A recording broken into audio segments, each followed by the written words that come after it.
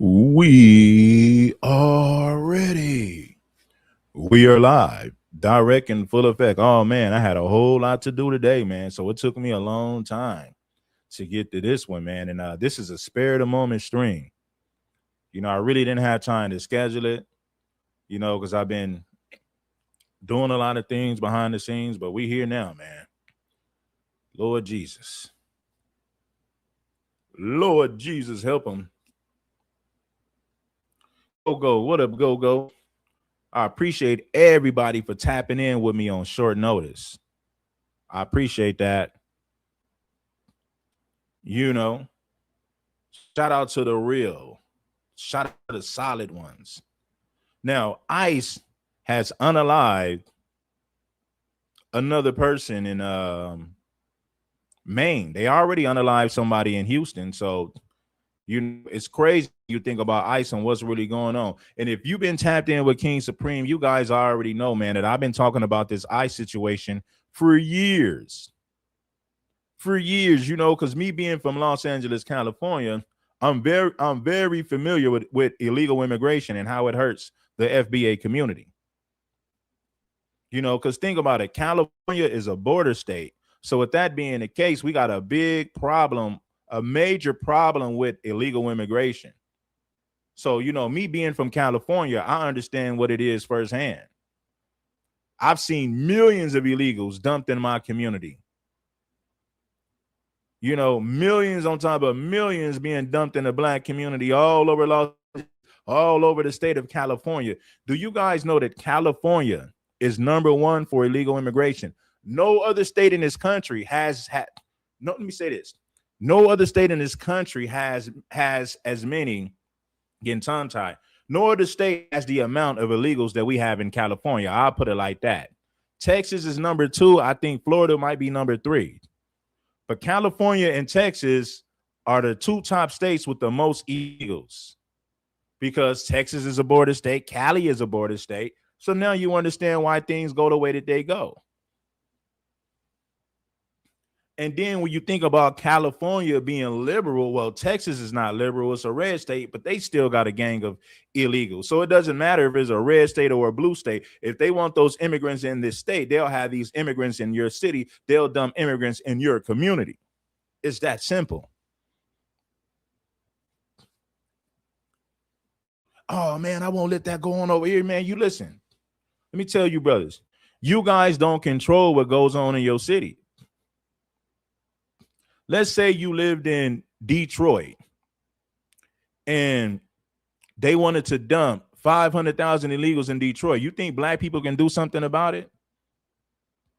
Black people don't have the power to stop these folks from dumping thousands of illegals in your city, dumping thousands of illegals in your community. They could easily do that right now if they wanted to. They could easily pick a state in the city and say, we're going to send 500,000 illegals to this city, and there's nothing that black folks can do about it. If they wanted to dump 200,000 illegals in St. Louis, there's nothing that black folks can do about it, because black people ain't the ones making the laws. Black people ain't the ones who calling the shots. You're not the ones calling shots. They could pick any city right now and say, man, we're going to send 200,000 illegals over there, and there's nothing that black folks could do about it. Do you guys remember when with the ICE raids, when they said, listen, I think this was 2024, maybe 2023, 2024, they were sending thousands of illegals to Chicago, just sending them there by the bus, dumping them off. Sending them to New York, sending them to Chicago, sending them to Washington, D.C., sending them all across the country, and there was nothing that black folks could do about it. There was nothing they could do about it. So anyway, man, let's get into this clip right here. I want you guys to tap the like button. Let's get it.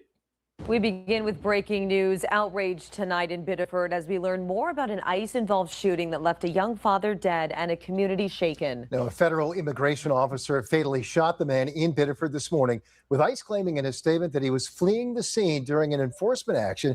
But we've also learned that the man was not the intended target of today's ICE operations. As far as we know, there's no video of the actual incident. but witnesses shot video of the aftermath and a warning some may find it difficult to watch. The video shows ICE agents pulling a man from a white vehicle and handcuffing him after he'd been shot.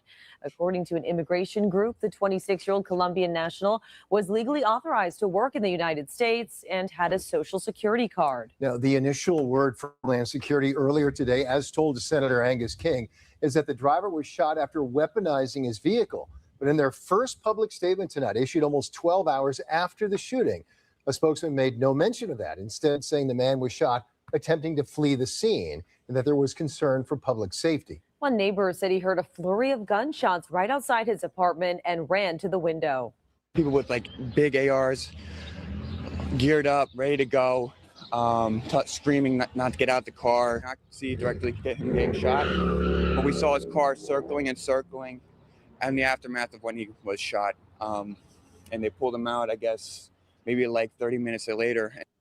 And we're also getting strong reaction to this tonight. We'll take you to a vigil in just a moment. But Maine Governor Janet Mills is among those blasting the federal response and reacting to word that that person who was shot was not, in fact, the person that ICE was looking for in the first place. Writing, quote, "This development makes this tragedy even more disturbing and infuriating, and it underscores the reckless and haphazard manner in which immigration enforcement operations are being conducted in Maine and across the country. This has to end," end quote. Dozens of angry protesters stormed Senator Susan Collins' Biddeford office today after the shooting. Man, ICE just unalived somebody in Maine. You know, and a lot of people ain't never heard of Maine, and that's like the North. You know, our Project Pat used to be like North. It don't get no more north than Maine.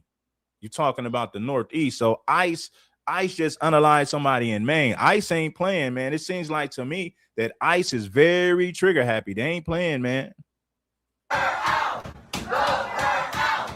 Demonstrators made it clear they want the federal government out of law enforcement in Maine. Protesters entered the building entrance, banged on the glass doors, and chanted messages to the senator before local police arrived and cleared the area. Protesters point out that Collins voted to adopt a budget plan allocating nearly $70 billion for ICE. And new tonight at 10, the governor of Minnesota, Tim Walz, has released a statement on today's shooting in Biddeford. In a post on X, he goes on to say, quote, "Americans are once again watching in horror as Trump's lawless federal agents took another life, this time in Maine. We must seek accountability and justice and an end to this madness," end quote. Maine's candidates for governor are also responding tonight, calling for an investigation into the shooting. Republican Bobby Charles says Mainers should not jump to conclusions, and the full details are not out yet. He says in part, quote, "Federal agents put their lives on the line every day, often in split-second dangerous situations. And if an agent's life was threatened, he had every right under the law to protect himself, just as any Maine citizen would. What happened in the moments before that decision was made is now for Maine's Attorney General and the FBI to determine thoroughly and transparently." Meanwhile, Democrat Hannah Pingree saying, quote, "A life was lost in Biddeford this morning in a shooting involving ICE. I'm monitoring closely and will share updates as they come. Every Mainer deserves safety and security in their own community, along with transparency and a thorough independent investigation into what happened." Now, Congresswoman Pingree also denouncing this, saying that the agents potentially killed the man in front of his family, including, she says, his young daughter. We have now been told that the person who was shot by the ICE officer was not the person they had an order to pick up. And in fact, it's possible that the victim's family was there, including a 3-year-old child in their blue pajamas. It's hard to even say this. It's horrendous. They're operating the way they are in our state, and we absolutely have to get to the bottom of this. Pingree and both Senators Susan Collins and Angus King have called for an independent, full investigation into the shooting. Whatever evidence there is should be made public and should be made public soon. And I think the role of the community is to express concern. We don't yet really know what happened, but to ensure that we find out what happened. And that if there were actions that were unjustified, that those who committed those actions will be held accountable. Now, Collins' office saying tonight the Boston office of DHS, the Inspector General, has now taken over the investigation in cooperation with the FBI. We're also learning new details about the situation this morning, including the vehicle involved. Fox 23's Sam DeCoste continues our coverage. He spoke with people who live nearby and who saw this unfold. Man, they smoked this dude, man. They just unalived that Mexican dude in Houston. Now they just smoked this dude up there in Maine. ICE ain't playing, man. They are pulling the trigger and asking questions later. ICE is pulling the trigger and asking questions later. White sedan at the center of this altercation was a Kia Rio. Records indicate that it was registered to a man named Jonathan Ramirez. They also show that he lived here on Poole Street in Biddeford. Now, we couldn't confirm today if he was in the car during the time of the shooting, but we have confirmed from the Maine Immigrant Rights Coalition that the man who died this morning was 26 years old and from Colombia. See, they just killed another Latino. These are Latinos. See, they're not like, they're killing these Latino immigrants. They ain't playing. Pulling the trigger and asking questions later. That's exactly what ICE is doing. They ain't playing no games with them, man. Now, I don't know why they shot this dude, but we gonna find out.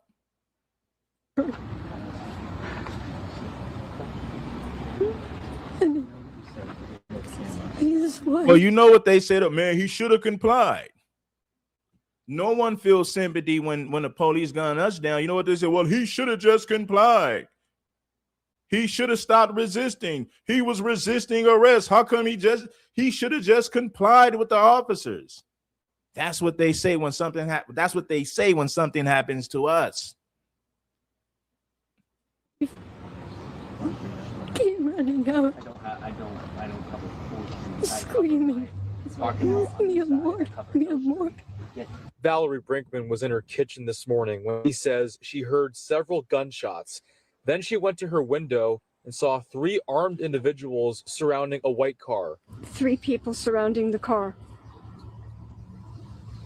screaming at whoever was in the car, do not get out of the car. Brinkman lived in the same building as the driver. She says she did not know him or the family well, but saw his wife watch it happen from their building. She felt the need to run out into the street and into the arms of danger so that she could be close to the spirit of her husband. According to Presente Maine, the man who died in the shooting was authorized to work in the United States. They say he came to live and work in Maine and was a positive member of the community whose life was tragically cut short. In a statement, Presente said in part, quote, "To say we are heartbroken does not convey the depth of exhaustion, terror, or grief we are feeling. We will not let this death be reduced to a footnote in this administration's enforcement statistics. There is no freedom until everyone is free." Presente Maine also says that this man was issued a social security number. Going forward, the Maine Immigrant Rights Coalition is asking for privacy for the family, but also demanding a prompt and independent investigation to figure out what happened and why. In Biddeford, Sam DeCoste, Fox 23 News at 10. And state and federal officials say that investigation continues, with local leaders saying it must be full, fair, and transparent. Now, we are learning that the person apparently that Sam mentioned there who owned the vehicle, apparently not the person who was shot. That shooting did bring out large protests today and some counter protests, as well as a vigil that happened tonight, with many there saying that they have little trust the investigation will, in fact, be transparent. Fox 23's Max Williams is joining us live in Biddeford. And Max, you've been on the scene now for several hours. What are you seeing and hearing from the community tonight? Kitty and Greg, yeah, it's been a long day here in Biddeford. Well, you know, it's an unfortunate thing, man, when somebody loses their life. But you know what they tell us? Well, the black guy should have just complied. He kept resisting arrest. Trayvon Martin would have been alive if he would have just complied with George Zimmerman. And George Zimmerman ain't no damn security, he ain't no damn police officers. Well, maybe if Trayvon would have just complied with Zimmerman, Trayvon would still be alive. That's the nonsense we got to hear. Well, we could say, well, how come the immigrant didn't comply with ICE? He should have just listened. He should have started resisting. He should have complied. Maybe ICE wouldn't have pew-pewed him. We could say the same thing. And I'm sure it's been a long day for a lot of people here that live around here and had to experience what they saw today. But I can definitely say it's a lot quieter down here in downtown Biddeford than just about an hour ago when we had hundreds of anti-protesters and pro-ICE protesters here that have been here since noon. Now what is left, I'm going to step out of the way, is a growing memorial for this man that lost his life today. And there are postcards on the fence that show basically are just grieving messages. There's also candles as well, and you can see some people there. Ice, ice, baby. Boom, boom, boom, boom, boom, boom, boom, boom. Boom, boom, boom, boom, boom, boom, boom. Boom, boom, boom, boom, boom, boom, boom, boom. Ice, ice, baby. Ice, ice, baby. Ice, ice, baby. Taking a look at the vigil there, but we spoke to a lot of people today, and I can definitely say that it's been an emotional day for many.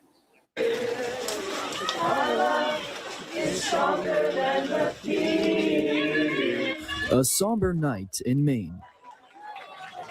Messages of grief strung on a fence, candles blowing in the wind, and a makeshift grave to remember a man, a young father, we're told, shot by an ICE agent this morning in a quiet... Yeah, because you know what they say, Biggie? Every time we get unalived, they say, well, a black man should have just complied.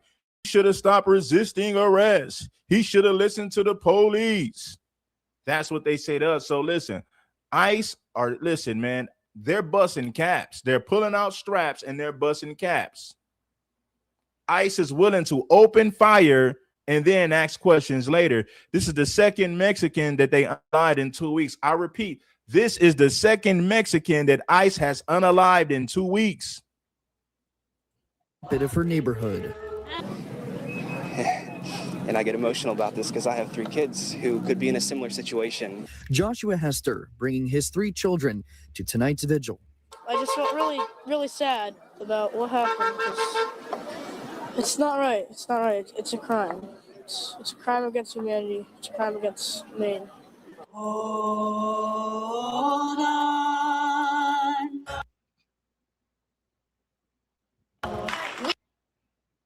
We want peace. We want to take our country back, and I want every one of you to keep fighting until we do that. No matter what they try to do, we will continue to be a community that was founded by, built by, for immigrants. Yeah, the community here definitely with some strong messages today, whether it be political leaders or even just. Hey, you're right about that. Yeah, you're right about that, Royalty. ICE has been attacked too. See, look, check this out. Listen, homie. This is what happened right here. I'm gonna show y'all. I got the video. I got the video. Yes, my friend. I have the video.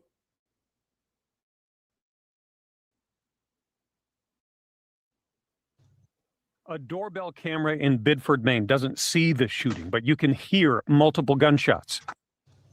A doorbell camera in Bedford, Maine doesn't see the shooting, but you can hear multiple gunshots. Is that a car? Bystander video captures the aftermath. ICE agents surrounding a man identified as a 26-year-old native of Colombia, a man they claim drove toward them. The term the secretary used was weaponized. We're saying the same thing. He weaponized his vehicle. We open fire and ask questions later. He weaponized his vehicle. We open fire and ask questions later. That's exactly what ICE said. It seemed like ICE is using the same game. Hey, man, he drove towards us, man, so we shot him. We blasted that fool. He used his vehicle as a weapon, so we pow and laid him down. But you can hear multiple gunshots. Is that a car? Bystander video captures the aftermath. ICE agents surrounding a man identified as a 26-year-old native of Colombia, a man they claim drove toward them. The term the secretary used was weaponize the vehicle. But now ICE admits he was not the person they were looking for. Protests erupted in multiple locations, including the office of Maine Senator Susan Collins. It's disgusting. It's absolutely horrific. This is the 9th shooting death at the hands of federal agents President Trump's immigration crackdown began, and the 2nd in a week. Lorenzo Salgado in Houston, killed last week. Agents also claim he drove toward them. Witnesses dispute that. And like the shooting Monday in Maine, ICE admits the Mexican national also was not their target that day. We have not only the authority, but also the obligation to investigate. But Houston and Harris County prosecutors say they are getting little, if any, federal cooperation in that investigation. The federal government has not invited us in. The federal government is not collaborating to the point with us in this investigation. Meanwhile, in Minnesota, prosecutors say they are now getting federal cooperation 6 months after the shooting deaths of Renee Good and Alex Preddy, including officer testimony, body cam video, and Renee Good's car. We will be thorough, we will be complete, and we will make a decision. We will be very public about that. Now, multiple states investigating ICE-related shootings, and if they can bring charges of excessive force against any of these federal agents. In Dallas, I'm Kevin. Man, ICE ain't playing, man, with these illegals, man. They're quick to open fire and then ask questions later. They ain't playing with, oh, no, homie, they ain't playing no games. Put your eyes in a hot tortilla, got you rolled up in a damn burrito. You got you rolled up in a damn burrito.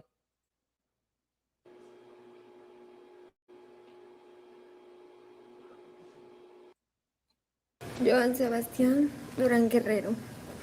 Era un hombre juicioso. Her husband is the one that got shot by ICE, man. You know. Entregado a su familia.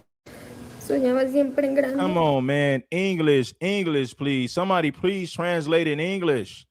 Tenía muchos sueños por cumplir. Siempre estaba feliz y contagiaba a los demás con su alegría. Compartimos muchos momentos, muchas aventuras, pero la que más soñaba era ser papá. Del momento que supo que tendría una princesa, todo en él cambió. We could easily do this. How come he didn't comply? He kept resisting arrest and he refused to comply with the officers. They said he used his vehicle as a weapon, so they pow and laid him down. He used his vehicle as a weapon. They wasn't playing with him. No. Siempre decía que a esa niña nada brazos. Siempre man, I can't listen to this in Spanish, man. Somebody please translate in English. Welcome back into Live Now from Fox. My name is Alexandra Goldberg. It's good to be with you. Now to some immigration news. It's an about face. Take a look here. The Wall Street Journal posting President Trump said U.S. Immigration and Customs Enforcement officers should continue using traffic stops to arrest immigrants, reversing a recent decision by the agency. Trump says ICE needs to conduct traffic stops to keep the agency strong, tough, and smart. The commander-in-chief commended ICE officers and urged them to get out the criminals and keep crime stat records coming. Fox News correspondent Alexis McAdams explains. Nelson, front of the car. Box him in. President Trump says ICE traffic stops will continue on his watch, overturning the short and temporary suspension. On Truth Social, President Trump calling the traffic stop one of the agency's most effective crime-fighting tools, saying without it, ICE would play right into the criminals' hands. You have a warrant for your arrest? Let him be arrested what? With immigration. Border czar Tom Homan tells Fox agents still have many other options to make arrests. You can certainly arrest the alien when he parks the car, where he gets to where he's going. But there's going to be situations where they need to do vehicle stops. ICE agents depend on traffic stops, like immigration arrests, because a judicial warrant is not needed. Very easy to do those stops versus going into a house, going into a neighborhood. Democrats demanding answers after 2 fatal ICE-involved shootings in less than a week, one in Texas and one in Maine. DHS agents were not wearing body cameras in either incident. If Republicans had agreed to our proposal for body cameras, the victims killed in Texas and Maine so tragically might be alive today.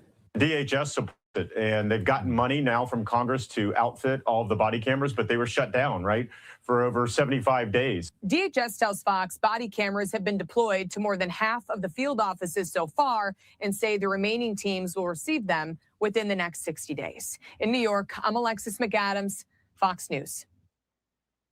And taking a look here at a Truth Social post by the president, he says the men and women of ICE are doing a great job, one that has to be done. Crime is way down in America in many cases with numbers that haven't been seen in decades. The open border policy of sleepy Joe Biden allowed 25 million people to pour into our country unchecked and unvetted. He said sleepy Joe Biden allowed 25 million undocumented people to come into our country. So in other words, it is the fault of sleepy Joe Biden. It's sleepy Joe Biden's fault. While we got it, you got all these damn illegals in the country. Now you're forced to do all this stuff to get rid of them. It's sleepy Joe's fault, man. Blame it on sleepy Joe. You're damn right I blame Sleepy Joe for all these damn illegals in this country. Don't get mad at ICE got to do their damn job. They are quick to open fire and then ask questions later. That's exactly how ICE is getting down. You know what they said, man? This fool used his vehicle as a weapon, so we pow-powed him. Now, do you believe ICE when they say that, or do you believe that ICE is using that as an excuse to shoot these damn illegals? Because somebody told me, no, man, I don't know about that, Red. I think ICE is using as an excuse to shoot these damn illegals. Oh, man, he used his vehicle as a weapon, man, so we shot him. They said the same thing about that Mexican in Houston last week. Seen in decades. The open border policy says the men and women of ICE are doing a great job, one that has to be done. Crime is way down in America in many cases with numbers that haven't been seen in decades. The open border policy of sleepy Joe Biden allowed 25 million people to pour into our country unchecked and unvetted. Many were criminals, and we have to get them out. In order to do this, we must be strong, tough, and smart, and we cannot give up one of ICE's most important and effective crime-fighting tools, the traffic stop. Once we do, we are playing right into the criminals' hands. The radical left Democrats would like to see this done, but it won't happen on my watch. ICE, be judicious, fair, and smart, and go back and do your very important job. Keep those crime stat records coming. Remember that you are loved and respected in America. Thank you for your attention to this matter. He signs off there as President Donald J. Trump. Now, Ted Hesson covers immigration for the Washington Post, and he joins us now. Hello, good evening to you. Good evening. So, Ted, this has been a quick suspension and reversal. What's the latest you're reporting? See, what they did was they suspended ICE and said that they can no longer do traffic stops. Donald Trump overturned that shit fast. Right when they thought they stopped ICE, right when they thought that they made it to where ICE can stop illegals and traffic stops no more, Donald Trump overturned that stuff real fast. He said, nah, ICE gonna still do their job. As long as these immigrants use their vehicles as a weapon, ICE has the right to open fire and then ask questions later. That's exactly what Donald J. Trump said. They ain't gonna stop Donald J. Trump. It has been a whiplash week. As you mentioned, there have been these 2 shooting deaths involving ICE officers in a 6-day period in the last week and a half or so, or over a 6-day period. And since then, on Monday, we saw that ICE issued an order to halt vehicle stops as what appeared to be a response to this. But just after 2 days of being in effect, the president this morning posted on Truth Social that he actually supported ICE doing these traffic stops and that they were an essential tool for the work that they do. Since then, we've confirmed with a White House official and with the U.S. Department of Homeland Security that the policy's been reversed. So this pause, this change of direction was very short-lived. It was clear that the president felt he needed to intervene or wanted to intervene, and the department followed suit. Yeah, and I'm going to ask you more about that in just a moment, but we did receive this memo. Fox News obtained this that DHS sent out to field office directors yesterday. And Ted, I'll bring you back in here. You can see that memo there on your screen. I'll read it. The White House tells me that President Trump overturned the suspension of ICE traffic stops this morning. This after DHS sent a memo out to all field office directors yesterday saying all vehicle stops were suspended until further notice. The White House says there was no policy change, just an internal DHS memo that was quickly overturned. And you could see that memo there on the left-hand side of your screen. But how did this initial suspension all go down in the first place? Well, I mean, we know that immigration enforcement is a central issue for the president, and he's been pushing to increase arrests.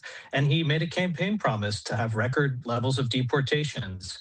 In the last few weeks, we've seen that push increase.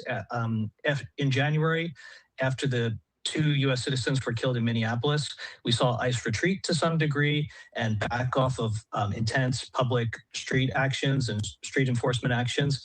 But then in recent weeks, we saw those arrests picking back up again. And along with that, we've had these 2 shooting deaths.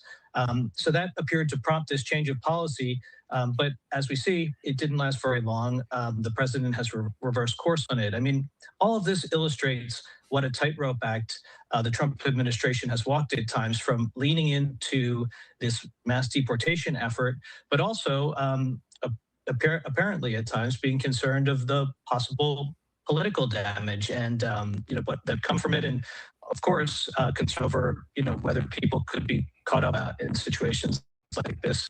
All right, now let's go to the next clip. He said Donald J. Trump. Yeah,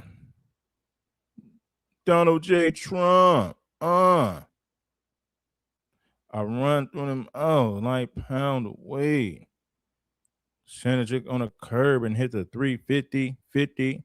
And all these years, I can't believe somebody put their paws on my naked cheese. Exactly 2 years ago this month, I was on the floor of the Republican National Convention where Donald Trump got his 3rd presidential nomination. And I will never, ever forget walking amongst all of those signs calling for mass deportations now as part of the Trump agenda. And honestly, it was not difficult then to know how terrible actually executing that policy would be in this country. And I said as much to Rachel Maddow moments after Donald Trump accepted the nomination. He's talking about removing more than 10 million people from this country who have been here, many of them since they were little children, contribute to this society, contribute to this economy, live in all of our neighborhoods and communities. And now we're throwing balloons around as if this is a party. This is what they wanted, and now we are living through it. In just the last week alone, 2 people have been killed by ICE agents. Lorenzo Salgado Araujo in Houston and Joan Sebastian Guerrero in Maine. And so naturally, those ICE shootings and Trump's mass deportation. See, Latinos was saying what they were saying about us. Like, now they're coming for you. Jew next, eh? You know how they try to say you guys are next for deportations? Well, seem like ICE are unaliving these immigrants. They ain't playing no games with them. You next. Jew next. No to Donald Trump. No to ICE. Policy were a point of contention today in Acting Attorney General Todd Blanche's confirmation hearing. Shout out the Lions Dollars for blessing us with a 10. You dig what I'm saying? Shout out the Royalty for the 15. You know what I mean? Shout out to the real brothers and my real supporters. Should state and local law enforcement be involved in ensuring that there's an independent investigation of these incidents? I mean, it depends. I think there's a lot of times when state and locals should definitely be involved, but I don't think unequivocally state and local have to be involved for independence. Of course not. Here's the bottom line why I'm asking these 2 questions. Because in prior incidents, referenced Minnesota earlier in your testimony, Alex Preddy and Renee Good were also fatally shot. And as far as we can tell, it's been months and months, there's been no justice in these cases. As far as I can tell, those officers were not fired. They have not faced any charges. So it does undermine any confidence anybody should have in the Department of Homeland Security's ability, through the Inspector General or otherwise, to investigate its own. All of this comes as Trump announced this morning that ICE agents actually will not suspend their vehicle stop operations, just a day after officials did announce a temporary pause. And tonight, The Atlantic is reporting that Trump reversed course on stopping ICE traffic stops because it would, quote, make them all look weak, according to one official. Now, you might be saying, this reversal sounds familiar. You know why? It is. Trump did the exact same thing last June when he very briefly ordered ICE agents to pause immigration raids at farms and at restaurants and at hotels, only for him to reverse course just days later, telling agents to keep it up. Keep up those raids at farms and hotels. Senator Jeff Merkley, Democrat of Oregon, has long been a fierce opponent of Donald Trump's immigration policies, exposing. Now let's hear what Tom Homan had to say. Like, hey, listen, man, I'm sick of these fools, man. Hey, man, hell yeah, I'm sick of these fools.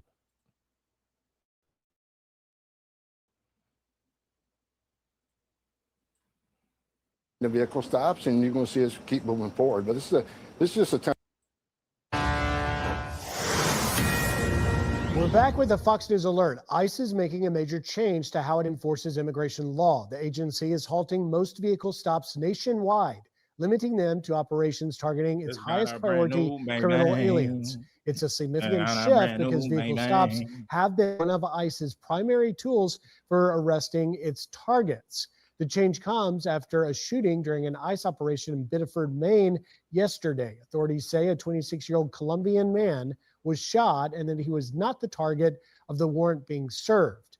The shooting has sparked anti-ICE protests in Maine, including one demonstration outside of Senator Susan Collins' office. Watch.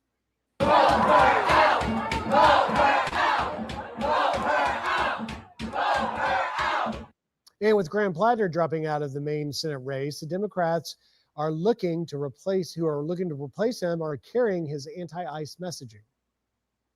We need a senator right now with the courage to stand up to this administration and demand accountability of this agency. I think we are at the point where ICE needs to be abolished. This must stop. We need to get ICE out of the streets. Joining us now, Border Czar Tom Homan. Tom, thank you for joining us. I want to start with you laying out specifically what is this policy change. I tried to sum it up there in the intro. Not sure if I got it exactly correct. You tell me, sir, what is the change and why are you doing it? Well, that decision was made by the secretary along with leadership at ICE. But look, it's not a policy change. It's a temporary pause. Look, we had the last couple of shootings. ICE leadership along with DHS believes they want to look at these last couple of incidents and look, is there something that could have been done better? Is there any training that can be improved? Or it's simply ICE doing their job and bad things happen when people don't comply with law enforcement officers. So I think it's going to be a short pause. See, Tom Homan just said it. He should have complied with the officers, man. I mean, isn't that the same thing they say about black people when we get shot? Oh, man, he should have just complied. He can't resist an arrest. He should have complied. Well, Tom Homan said the same thing about these Mexicans. Well, he should have complied. He refused to cooperate with the officers, so they shot him. The ICE agents opened fire and then asked questions later. He should have complied with the ICE agents. He was resisting arrest. Words of Tom Homan. Something that could have been done better. Is there any training that can be improved? Or it's simply ICE doing their job and bad things happen when people don't comply with law enforcement officers. So I think it's going to be a short pause. And I'm confident that ICE is well trained in vehicle stops, and you're going to see us keep moving forward. But this is just a temporary pause where they look at the incidents. But let me say this too: I hear a lot of noise right now. This is going to affect ICE arrests, and it's not going to. Look, I've done this for a long time. You can when the alien leaves his home before he gets into the car, you can arrest him then. You can wait till the vehicle gets to the destination and arrest him then. Every case is different. Now, we know vehicle assaults are up over 3,400%. So if we can arrest that alien outside that vehicle and take that 2-ton weapon away from them, that's good in some instances. Other instances, we're going to still need to do vehicle stops or a significant criminal. You may want to stop him in a desolate area before he gets downtown. You certainly don't want to stop a criminal alien near a school that in the middle of recess with 100 kids in the playground. Right. There are so many circumstances these agents need to look at to make these decisions. So I do not think this short pause can affect the arrest, because the alien can be arrested before or after that vehicle. But this is what I understand, talking to the director of ICE, it's a short pause just to make sure we're doing the right thing. Well, let me challenge you a little bit, Tom, because in the more than 20 plus ICE ride-alongs that I have been fortunate to go along with and document and show our viewers and report on, the majority of them were done through traffic stops because, so that our audience understands, when ICE agents go out to make a targeted arrest of a criminal illegal alien, largely in sanctuary cities, they have to make an at-large arrest because the local officials did not cooperate to do the preferred method, which is in the jailhouse or in the court where it's peacefully done without a threat to anybody. But when it's at large, your ICE agents for years have preferred the traffic stop. When they come out of the house, they get in the car. It's a very controlled environment, and you have a car down the street to block, and it's pretty smooth unless they do try and flee, putting everyone in danger. But that has been the majority of the arrests I've seen. It is among your top operational methods. And so that's why I ask you, how does this not lead to significant arrest decreases? Look, but bottom line, that's not a challenge, Grip. I just said there are options in addition to stopping the vehicle. There's an option. We walk out of the house, make the arrest now while you identify him before he gets in a 2-ton vehicle. There are options. You wait till he gets to his destination, make arrest. I'm not saying this is a mainstay of what we do, vehicle stops. But the temporary pause is a decision made to make sure everything's good. But, there are other options that I think will keep those numbers driven up. Now, a lot of people are saying, I read, well, this is another example of ICE not doing mass deportations. Look, do you know last month, ICE had the highest numbers of arrests in the history of the agency. Right. Higher than any time last year. So operations continue, arrests are at record numbers, deportations at record numbers. This is simply a pause, a decision made by the Secretary and ICE just to make sure that the officers remain safe and things are being going. Listen, man, I'm going to say the same thing he said to us. He should have complied. He kept resisting arrest. How come he didn't just comply with the damn officers? He continued to resist arrest. He refused to cooperate. He should have complied with the officers. Ain't that the same thing that they say to us when a black man get harmed or a black person? Oh, man, that black dude should have just complied. He kept resisting arrest. Well, we can say the same thing. ICE agents said that the Mexicans been using their weapons as vehicle, so they decided to open fire and then ask questions later. All of these Mexicans that got shot by ICE agents, I said these Mexicans were weaponizing their vehicles, and that's the reason that they shot them. Well, they should have complied. They should have stopped resisting arrest, man. That's all I'm gonna say. That's the same thing they does, bro. Doing well. I think at the end of this review, which would be a short review, ICE should be right back to doing what they do. I want to get your reaction to reporting, Tom, that this is born in some way out of insufficient training for new ICE recruits and agents. You've obviously hired thousands of new agents in the last several months, and perhaps this was being done because there's reporting out there that insufficient training may play a part, and possibly in the case in Biddeford, Maine. What say you? Well, it's my understanding the officers involved in these students are well trained. They're not a part of that new hires. I looked at just before I did this interview, Griff, I asked ICE to give me the training curriculum for the academy, and there's an extensive vehicle stop training, much like the Border Patrol has. So again, we'll let this play out where it is, but I think ICE is going to continue doing record arrests, record removals, and this is, I wouldn't even call it in the road. I mean, this is going to be a short-term review. So ICE feels comfortable that their agents are safe, they're doing the right thing, and get back to doing what they do best, which is making vehicle stops. But like I said, I'll say it again. But there are options during this time period to arrest a alien before he gets in a moving weapon and arrest him after he stops. There are various stops. I've arrested aliens in all sorts of conditions in my career, and every arrest is different. All the extenuating circumstances for that arrest are different. And the agents are well trained to make those decisions. I think they're making the right decisions. Border Czar Tom Homan. Tom, my friend, thank you for coming on, taking some of the tough questions. We'll continue to follow it and see where it goes. Thank you, sir. You got it. Be sure to like and all I'm gonna say is this: he should have complied with the officers. He continued to resist arrest. He didn't want to listen.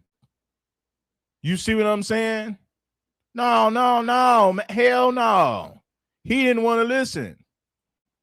He should have just complied with the officers.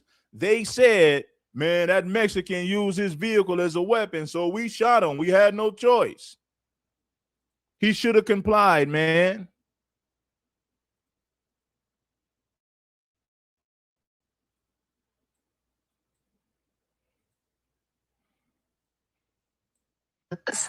They are being starved. They're thirsty, only given 1 cup of water per day, are denied bathroom privileges, are denied medical attention. People in ICE concentration camps are losing their lives. And don't even think about saying so. Run and find out to these people in ICE detention centers. It is a shame that members of the Black community started the trend, and so many other people followed.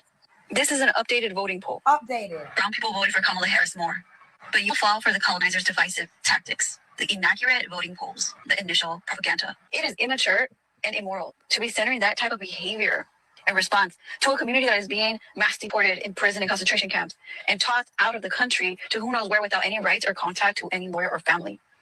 When we should be focused on solidarity, and this has to stop immediately, especially those of you who claim to be activists perpetuating this FAFOBS nonsense. Shouts out to Aaliyah, because this is where it was on her page when I first saw. I'm sick of them using this bed wench right here to speak for FBA. I'm sick of this, man. Listen, man. They keep using this bed wench, this divester, to speak for FBA, man. This is crazy. But listen, homies. By the way, that wig looks terrible. That wig looks absolutely horrible on this divester, man. Got the nerve to use a divester for FBA talking points. What's wrong with these people?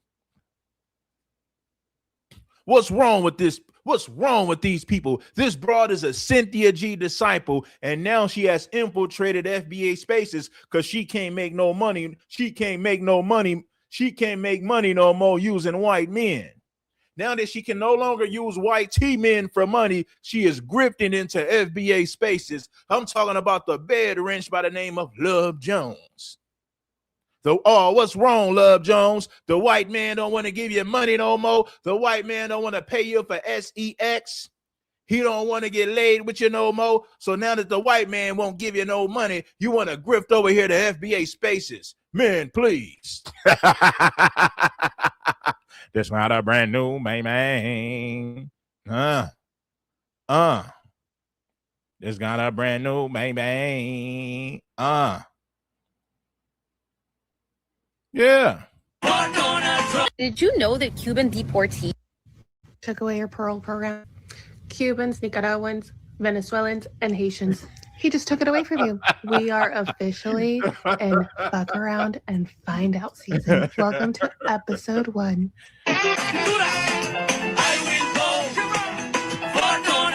Did you know that Cuban deportees, especially the ones that are political dissidents and the ones seeking asylum in the U.S., face a significant risk of torture when they come back to Cuba? So when we ask ourselves, when will Latinos for Trump open their eyes, specifically the Cuban ones? The answer is they never will. And there's no better example than a Cuban for Trump than El Funky. He's a Cuban rapper that's currently facing deportation and possible imprisonment in Cuba since his music helped fuel anti-government protests in Cuba. Someone that's been really silent about this case is self-hating Marco Rubio, a Cuban himself. It's a perfect illustration of how much Marco Rubio has changed up during the Trump presidency. Even just a year ago, I'm sure Marco Rubio would have been the loudest person about this case. It's also a crazy example of how much Trump has changed up about Cuban immigration policies. For decades, the U.S. has rolled out the red carpet for Cubans, despite Trump refusing to help these Cubans who have overwhelmingly voted for him. They are still very much pro-Trump, including the rapper El Funky.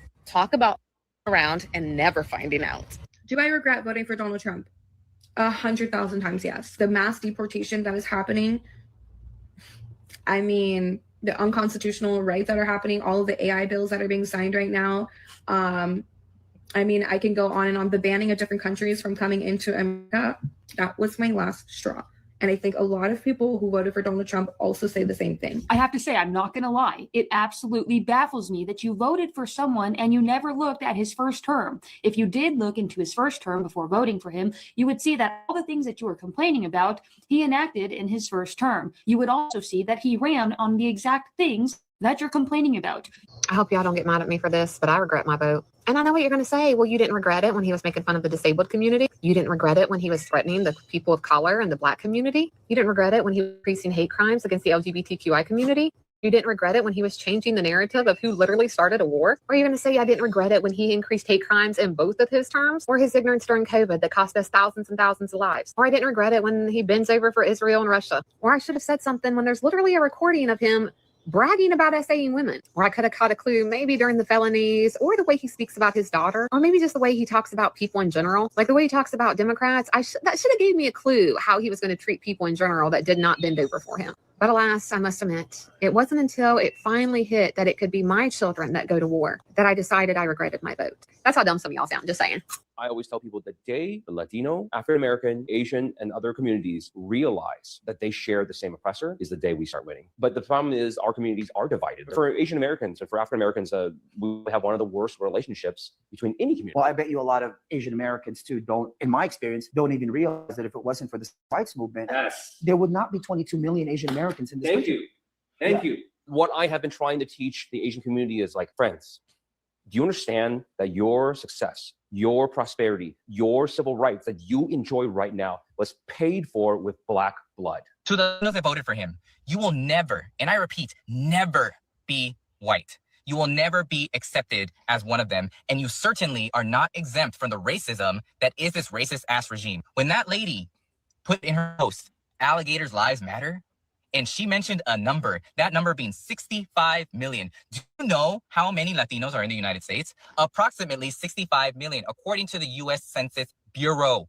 Approximately 60 plus million people. So guess what?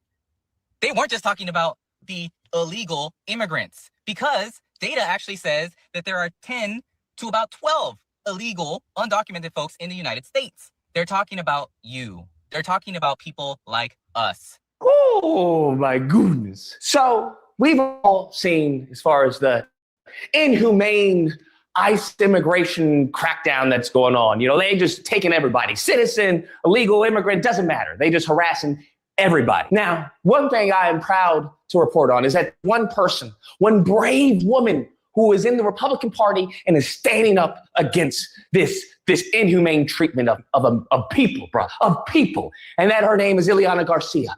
Okay. And I just want, what? Hi, I'm Ileana Garcia, and I founded Latinas for Trump on the premise of how important it was for me to convey to the rest of the world that there are a lot of Latinos and Latinas supporting Donald J. Trump. Well, this is awkward. This is what you voted for, boo-boo. What are we talking about?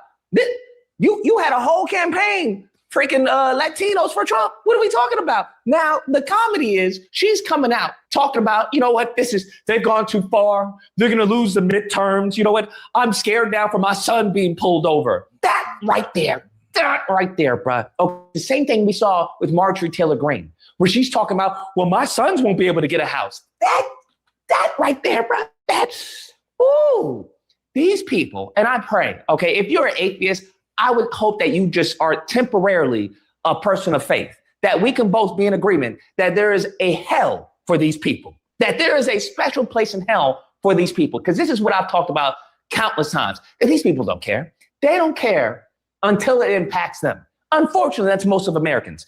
Nobody cares until it impacts you. It comes at your doorstep. So while all these people were getting round up, while American citizens were being detained, okay, for no reason other than they suspect that you may not be here. Anybody who want to hit the link, you're welcome to hit that link. Why don't you pull up the speak and add your commentary? You're welcome. I appreciate you all.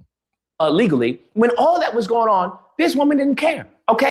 Family, many a times when Black people of America warn you against something, you'd better listen, because many a times, out of 10, 9 times, Black Americans are always right.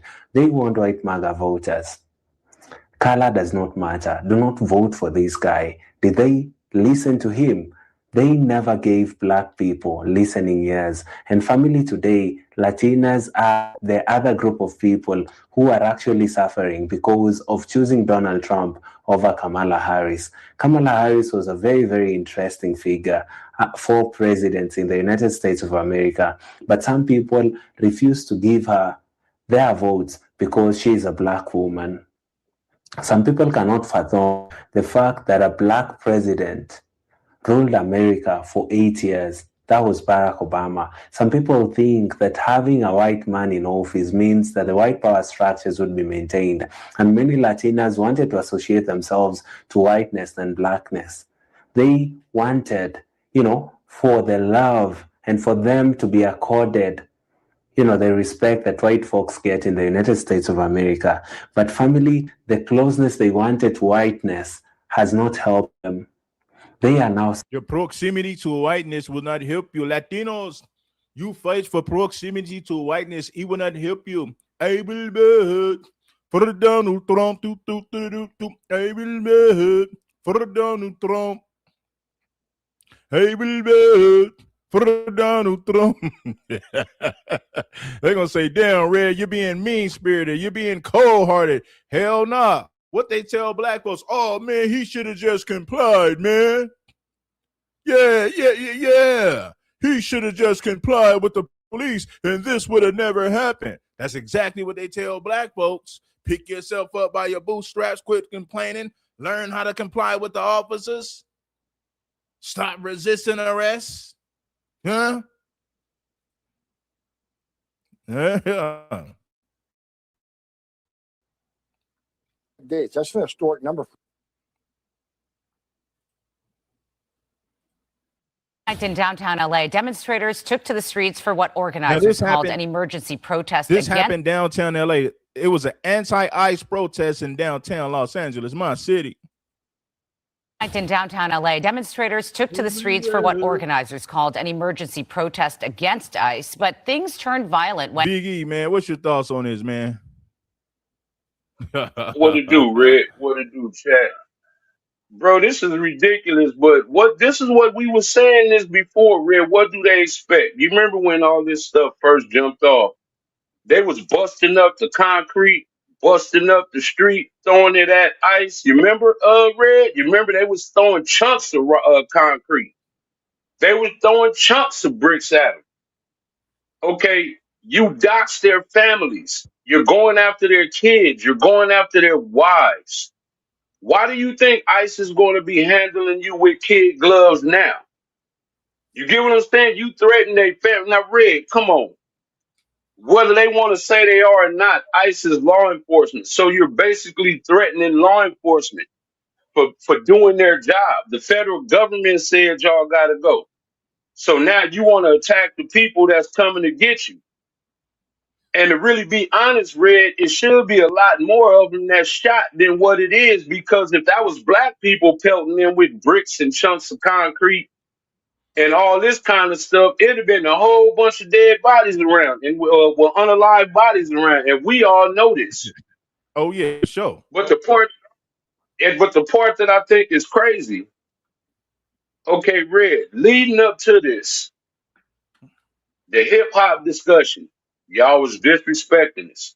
We don't have no power. We don't have y'all. All of these groups have disrespected us, and to the point to where we don't care what happens to you now. But if you can't tell us that we're powerless, but then you screaming to us to help and march with y'all in solidarity. No, we're powerless. Remember, we don't create nothing. Remember, we're lazy. Remember, we're too lazy to march with y'all asses now. Yeah. How about that?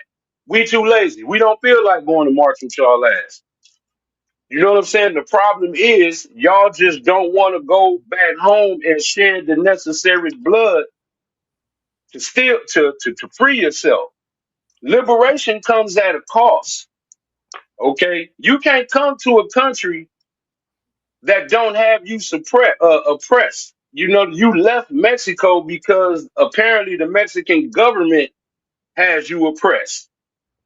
You know what I'm saying? You can't do nothing over there like you can do over here. You can't go to Fatburger. You can't go to KFC. You can't go to Tam's.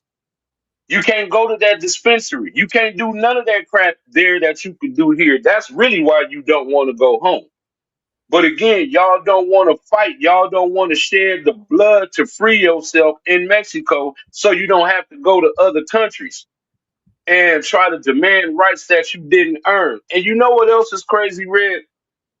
You know that the Dominicans are kicking the Haitians out, right? But you don't hear none of these Haitians giving them smoke. You know what I'm saying? They only giving us smoke. We didn't say you gotta go. The federal government said you gotta go. But yet all the videos that they make, the vitriol is being aimed at us.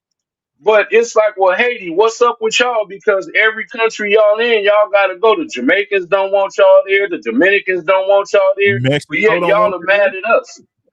Hey, remember? Mexico don't Hey, want y'all there. What? hey, Biggie. Remember they was in Mexico. Them white men came on horses whipping them. You think they waited for months to deport them Haitians? Man, they sent them on a plane immediately after whipping them on them damn horses with whips like it was 1925. Well, like it was 1825. They Right. had to And wait to it's send these crazy Mexicans that, back. Man, they sent them Haitians back in 2 days, man.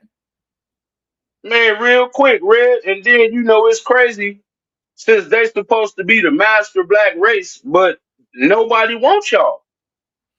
Like, y'all ain't welcome in no country. So what is it about y'all? While y'all talking about FBA, we ain't going nowhere. So hopefully y'all got that memo. We're not being deported.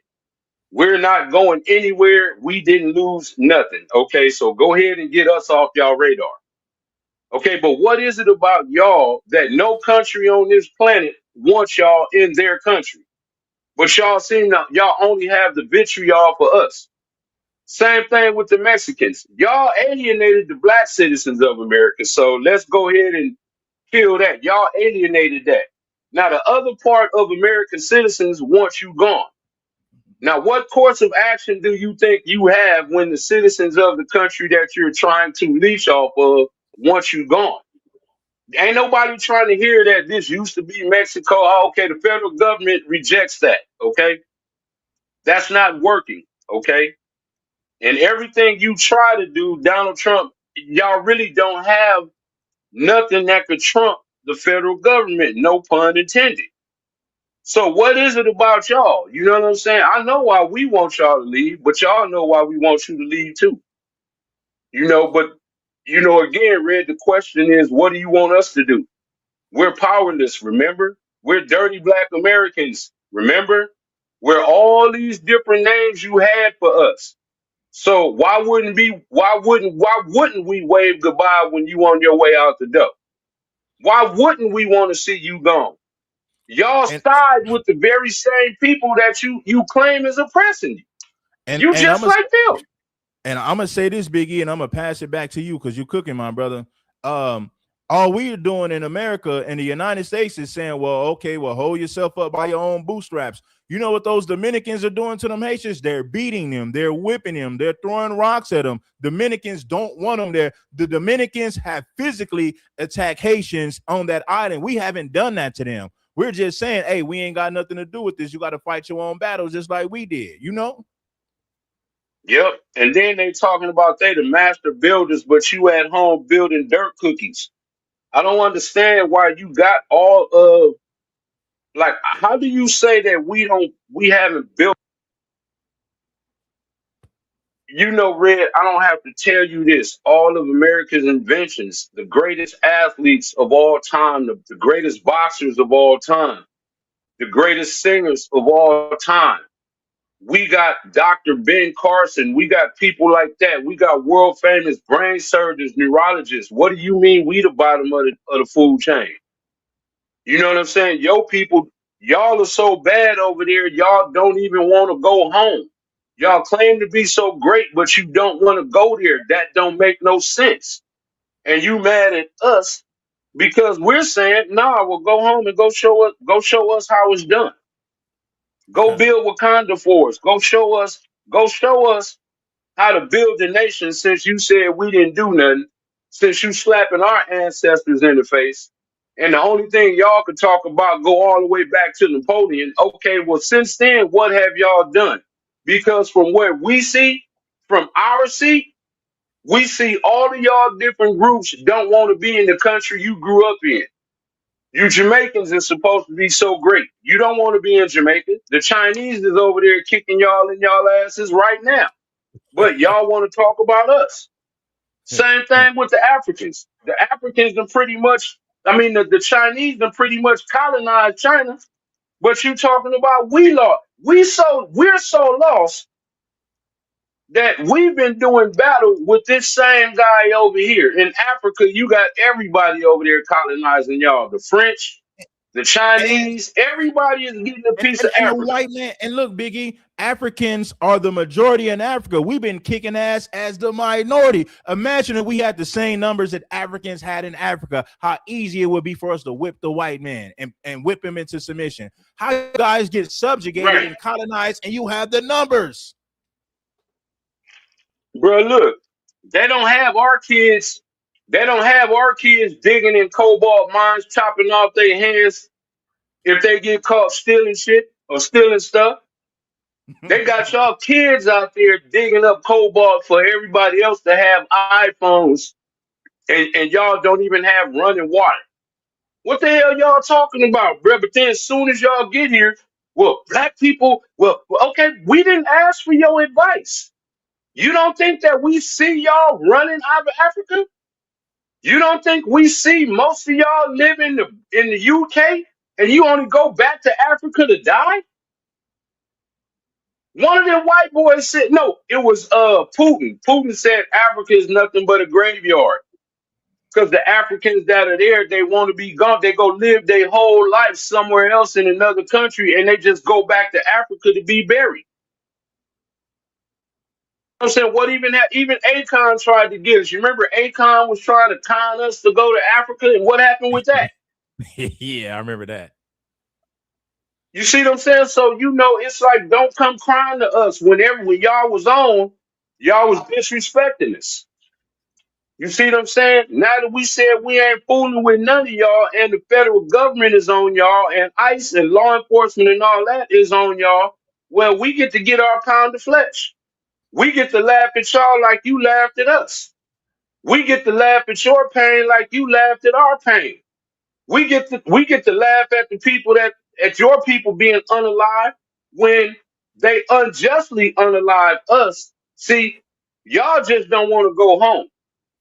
You know what I'm saying? I've never seen the people so proud of a place that they do not want to go back to. That shit is insanity. Y'all got Mexico, Mexico, especially when the World Cup was going on. All you seen was Mexican flags. But when it's like, okay, time to go back home, no, it's unfair. My rights. Let me tell you something. Let me tell you something. Let me tell you something. That's what they doing. You know what I'm saying? So don't nobody want to hear that. Don't nobody want to hear that, bro. And again, I don't know what you expect us to say. You march against our reparations, right? Y'all are so petty that now y'all are sitting up crying about a streamer university when you over here and you can go make your own streamer university. But you feel like Latinos got to be represented everywhere black people is. It's like, nah, bro, y'all done already drew the line. Y'all done already said y'all not fooling with us like that. So why are we still up in your mouth? Like, what do you want? What do you want us to do right now? You know what I'm saying? We would rather support ICE than y'all and y'all made it that way. We didn't make it that way. Y'all made it that way. You remember y'all NKs, remember? This is what y'all did on every level. You remember in every level of government, we Mayates, we ain't nothing, right? So what do you want us to say? Then the streamer university, they complaining about they complain about the Kendrick. Oh, he didn't bring enough Mexicans to the Kendrick Lamar papa. Oh, Kai Cenat didn't bring Mexicans to the streamer university. It's like, what do you want from us? Golly, damn. I mean, everything we do, they cry about, and we ain't even talking. It's like we feel that it ain't nobody asked you what the hell y'all feel.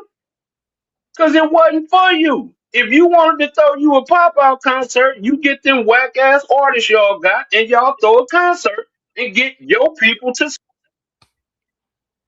Yeah. That's insane. Oh, well, we made you because we support. Well, make this make sense. How do you support us to the point to where we go multi-platinum when all of your own artists is struggling? They can't even go bottle cap. You know what I'm saying? They can't even go cereal box top. If y'all buy the most records, how come you ain't buying your own people records? Right, and you damn sure the more population in LA. So how come the Latino rappers in LA not blowing up? when LA, when the Mexicans see that, go to show you, even your own people don't want to bump your whack ass music. They don't. That should tell you right there. You don't. Yeah, hey, you don't see Mexicans riding around bumping Lefty Gunplay. They bumping Nipsey Hussle. They bumping EBK Bo. They bumping, you know what I mean, our music, and they had the population. bro, In they Cali. still bumping gin and juice, Red. They still bumping the old school rap, Red. They Yeah. still bumping the Chronic. You know what I'm saying? What we talking about here? So this what I'm saying. Y'all not even supporting your own music, which don't even make no sense. You want representation in something for your people that you don't even support yourself. None of y'all support y'all artists. None of y'all, and you never have. You know what I'm saying? Like, even with Kid Frost, he had that one song. He ain't no pioneer. It was just "This Is for La Raza." Come to find out, your racist. I mean, you wasn't nothing but a typical racist Latino dude anyway. So Yeah. that didn't do nothing. Nobody wasn't bumping none of that. You know what I'm saying? But where was your people at? Even back in the days, Red, they would, instead of bumping the Mexican music or their music, they was bumping the old school music. You know, the Delphonics, the Temptations. They still wasn't bumping their own music. Even the ones that do the lowriders, they bump oldies, black oldies. We all know this. So y'all don't support y'all own self. When you look at the taco trucks, it be just as many black people as Mexicans in there. I think all these groups is mad because, Red, we said it on this platform plenty of times. Our power has always been economics. They worried about the money you spend with them. They can care less about you. Now you see, we done delineated and we stopped spending money with people. Look at what's going on. Businesses is crashing out. You know what I'm saying? Like, bro, the world is losing its mind right now, especially in America. The youth is losing its mind right now, all because we said, nah, we cool on everybody. The Democrats losing their mind. Everybody is losing their mind. The Haitians, everybody. And guess who they talking about? FBA. Oh, FBA is a cult. Oh, FBA. Oh, Tariq. Oh, FBA. And all we said is we leaving y'all alone. We leaving y'all be. You remember all the years of disrespect? We said y'all got it. We cool on y'all now. What's the problem? Like, what's the big deal for us saying we're cool on y'all? Oh, because you need us to get them government benefits, huh? We understand, but nah, you go ahead and fight your own battles. And that's it. That's it. That's all. Y'all shouldn't have nothing else to say to us. And y'all should understand. Because again, we're not talking about your personal relationships. Politically, all of you groups move against us. And now the majority of us have woken up to see that. You know what I'm saying? We're woken up to see y'all don't really care about us. Y'all just really see. Y'all just want to see how y'all could use us. And we're like, okay, well, that's fine. You know what I'm saying? And we cutting y'all loose. See, y'all thought we was gonna always be y'all broad that was gonna be there every time that white woman reject y'all, because that's pretty much what it is. Yeah. Every time the white woman reject you, you feel like you can come back to the black one. But now that black one said, nah, we cool. Hey, Biggie, I'm gonna ask you this. I don't know if you've seen this right here, but you know, my boy Bobby Ye, you know, Bobby Ye be giving me shout outs. You know, my boy from PJ Watt Script. Shout out to Bobby Ye, that's my boy. Mm-hmm. He did a stream the other day where these Mexicans in West Covina, it was a black man that was just walking around praying with people. And he walked up, seen some essay, like, hey man, I want to pray with y'all. Oh, we don't want to pray with you, F-N words, and with a hard ER, F-Iggers. He like, hey man, God bless you, man. I just came up to pray with y'all. They was how you disrespect a man that just, but that shows the amount of hate. He came up to pray with them, and them Mexicans in West Covina said, F-Iggers with the ER, get out of here. We don't like N-words, but they was bumping rap music, Tupac, when he pulled up to talk to him. That's crazy.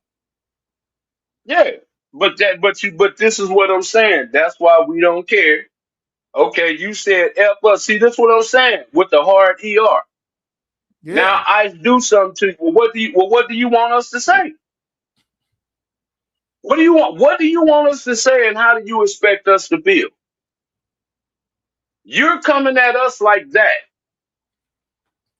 This man say, "Let me pray with y'all," and all you had was vitriol for that man. Mm-hmm. So what do you want us to say what do you want us to say when ICE is getting y'all? What exactly do you want us to say? Why are you mad when we say we glad? Why are you mad when we say that we glad that Trump got y'all off these benefits? Like, what do y'all literally said F us for no reason at all. Black people didn't do nothing to none of these groups. We didn't decimate your countries. We didn't steal your resources. We're not trafficking your kids. We're not doing none of that. But y'all too pussy, y'all too punk to stand up to them. That's why you looking for solidarity in America. You're looking for people to jump. You're looking for everybody to jump on that white man. Y'all can't handle him one-on-one because you know you have no action. You have no legal ground because federally speaking, y'all gotta go.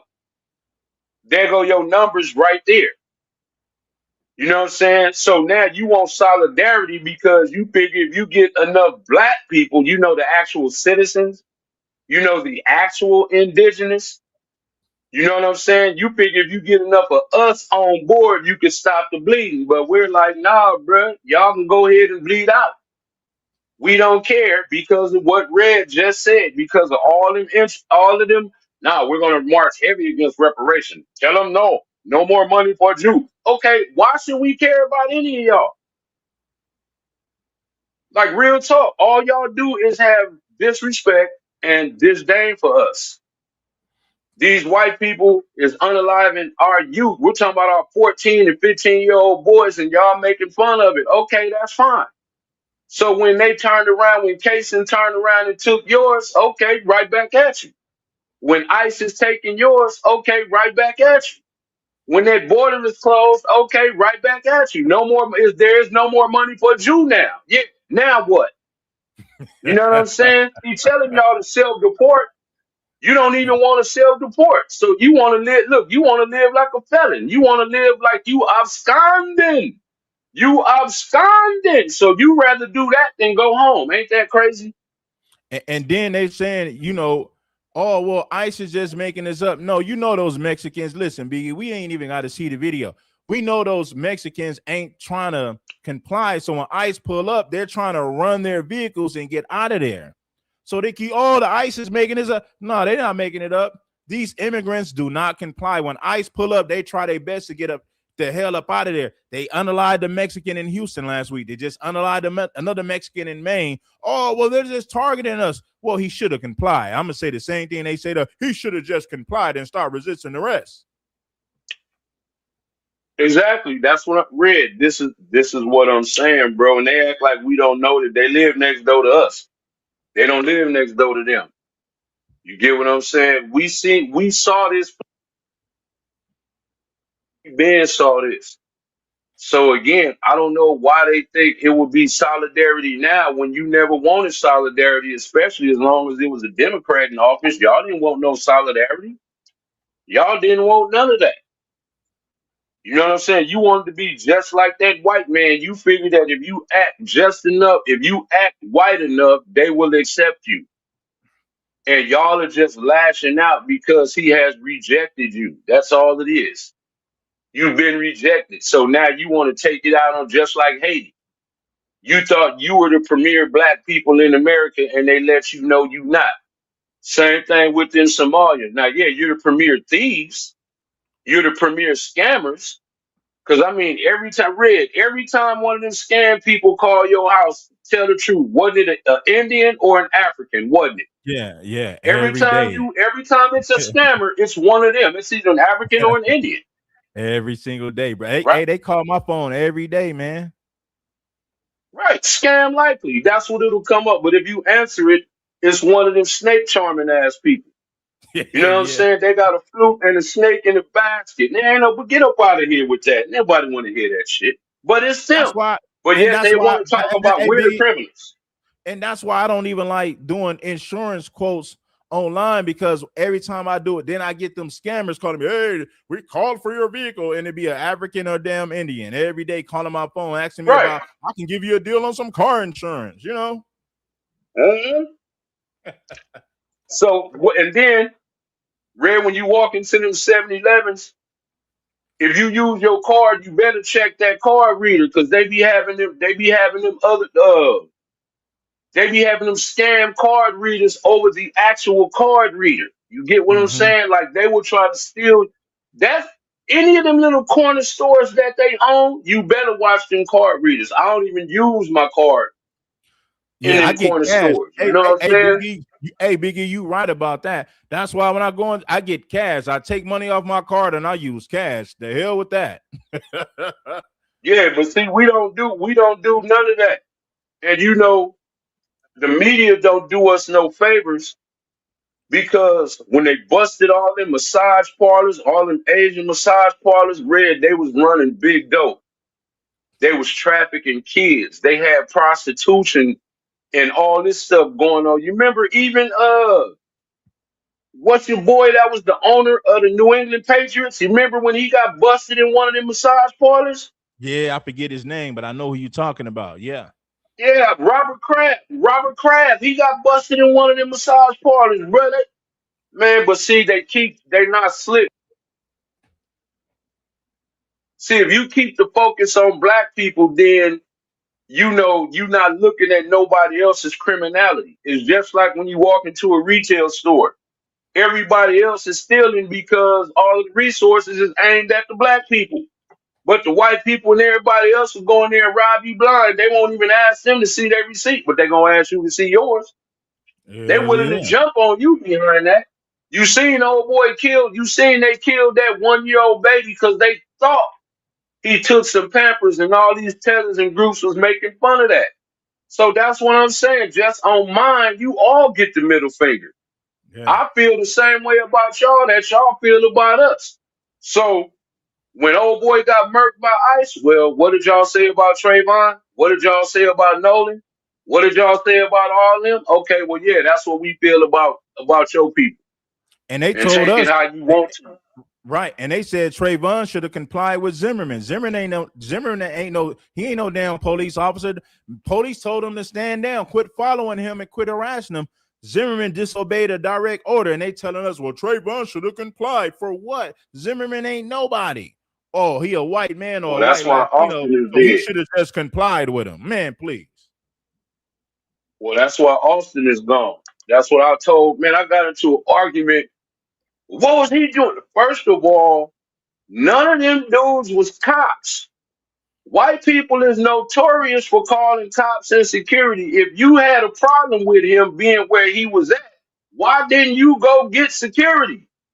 You don't remove nobody. You don't get to do that. See what I'm saying? So you in the wrong anyway, Red. You could be at a basketball game. And if you in the wrong seat and somebody say you in my seat, you'll wait for security to get there. But if a dude grab you and try to throw you out of his seat, that's a whole different ball game now. Nigga, I'm finna throw you down these stairs. You don't put your hands on me. See, so that's the part that people seem to be getting messed up. If you not no cop, if you're not security, if you ain't none of that, you don't get to put your hands on nobody. When you get to do that? Where they do that at? So that's what I'm saying, bro. They don't get to do that. You know what I'm saying? You don't get if you're not security, if you're not a cop, the minute you put your hands on somebody, you totally change the rules now. You know what I'm saying? And we all know this. So don't be saying that Trayvon was supposed to comply with Zimmerman. Who the hell is Zimmerman? And the same people saying that, they wouldn't comply either.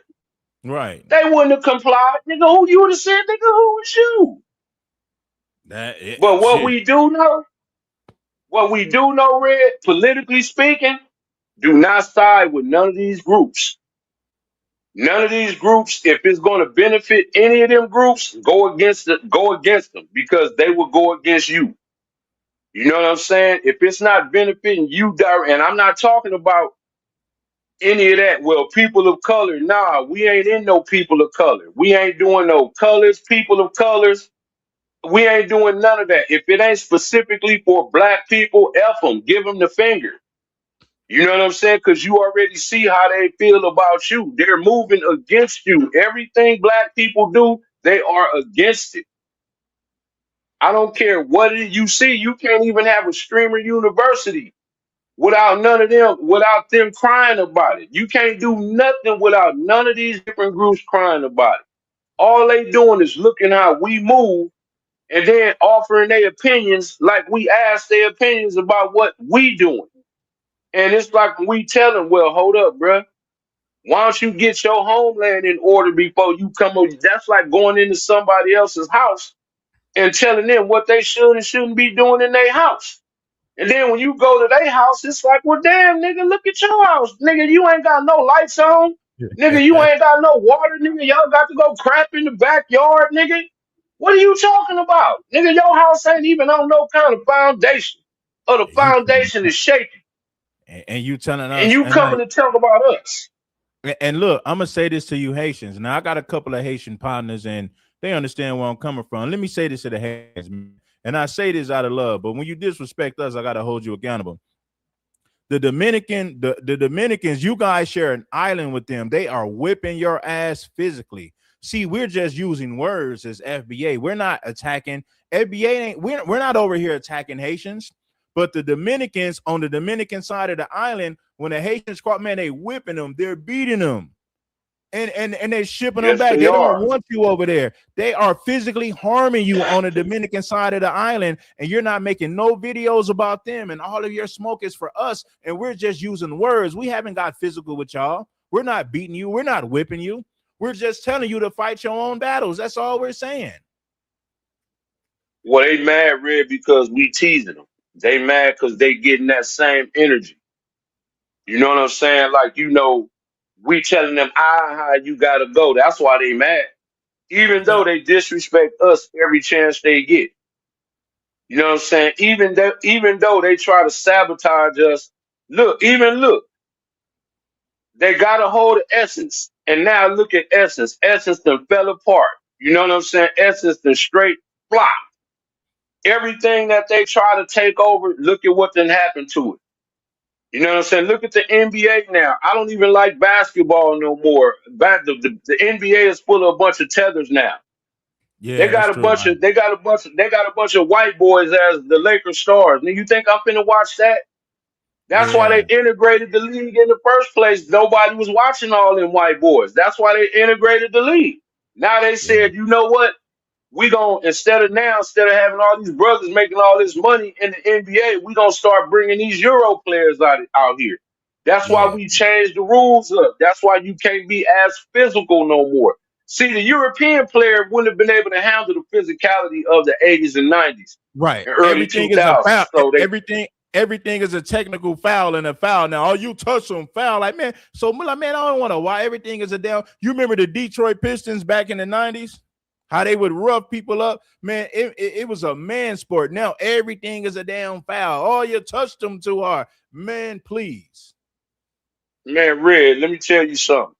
When it was people like Terry Cummings, Maurice Lucas, Daryl Dawkins, Moses Malone, people that were in there that would have Xavier McDaniels, Dale Ellis. See, these is dudes that it's getting ready to go up right then and there on the court. You already know that. Yeah, So for sure. it was way physical. But now you can't touch nobody. Same thing in football. You can't touch the quarterback. You can't. LT and them would have got kicked out the league. LT, Reggie White, Steve Atwater, Jack Tatum, they'd have never been able to play football. They'd have been in jail. Hey, you remember the New York Knicks in the 90s? They had Charles Oakley, Anthony Mason. They was thugs on the court, man. They was gangsters on that court, man.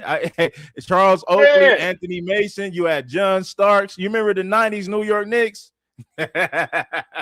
Man, you even had, and I don't like to say it, but even Karl Malone, he was kind of dirty though. He was a big, swole, dirty player, bruh. You know what I'm Yeah, saying? That yeah. nigga knocked David Robinson out with an elbow. Right, You know what yeah. I'm saying? You had people like Otis Thorpe, Yep. Hakeem Olajuwon, bruh. These is brothers that didn't play. Bruh, Kareem Dennis, and them, bruh. You would have got even your wing hey, split. even Dennis Rodman, he was fruity, but Dennis Rodman was a thug on the court. Yeah, you know what I'm saying? So they got rid of all of those kind of players. All they now, if you notice, like they don't even want the LeBrons no more. They want the Steph Currys. You know, Yeah. they want these light skinned dudes and all of these white, Biracial they dudes want the and stuff. Luka Yeah. Doncics. Yeah, you know what I'm saying?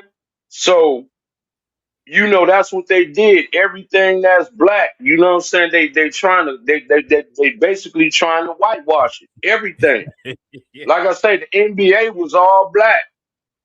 You know, same thing with football. Now you got like Latino running backs, and it's like they trying to diversify it, but it's like that's what again they're going to change the rules up because again none of these other groups could deal with the physicality of American sports. That's why you notice you can't touch the quarterback no more, even though he got on a helmet and pads and is supposed to be a football player. You can't touch him no more. You know what I'm saying? They don't even kick the ball off the way they used to. You know what I'm saying? You remember that used to be part of the fun to watch the kickoff, watch somebody get blitzed.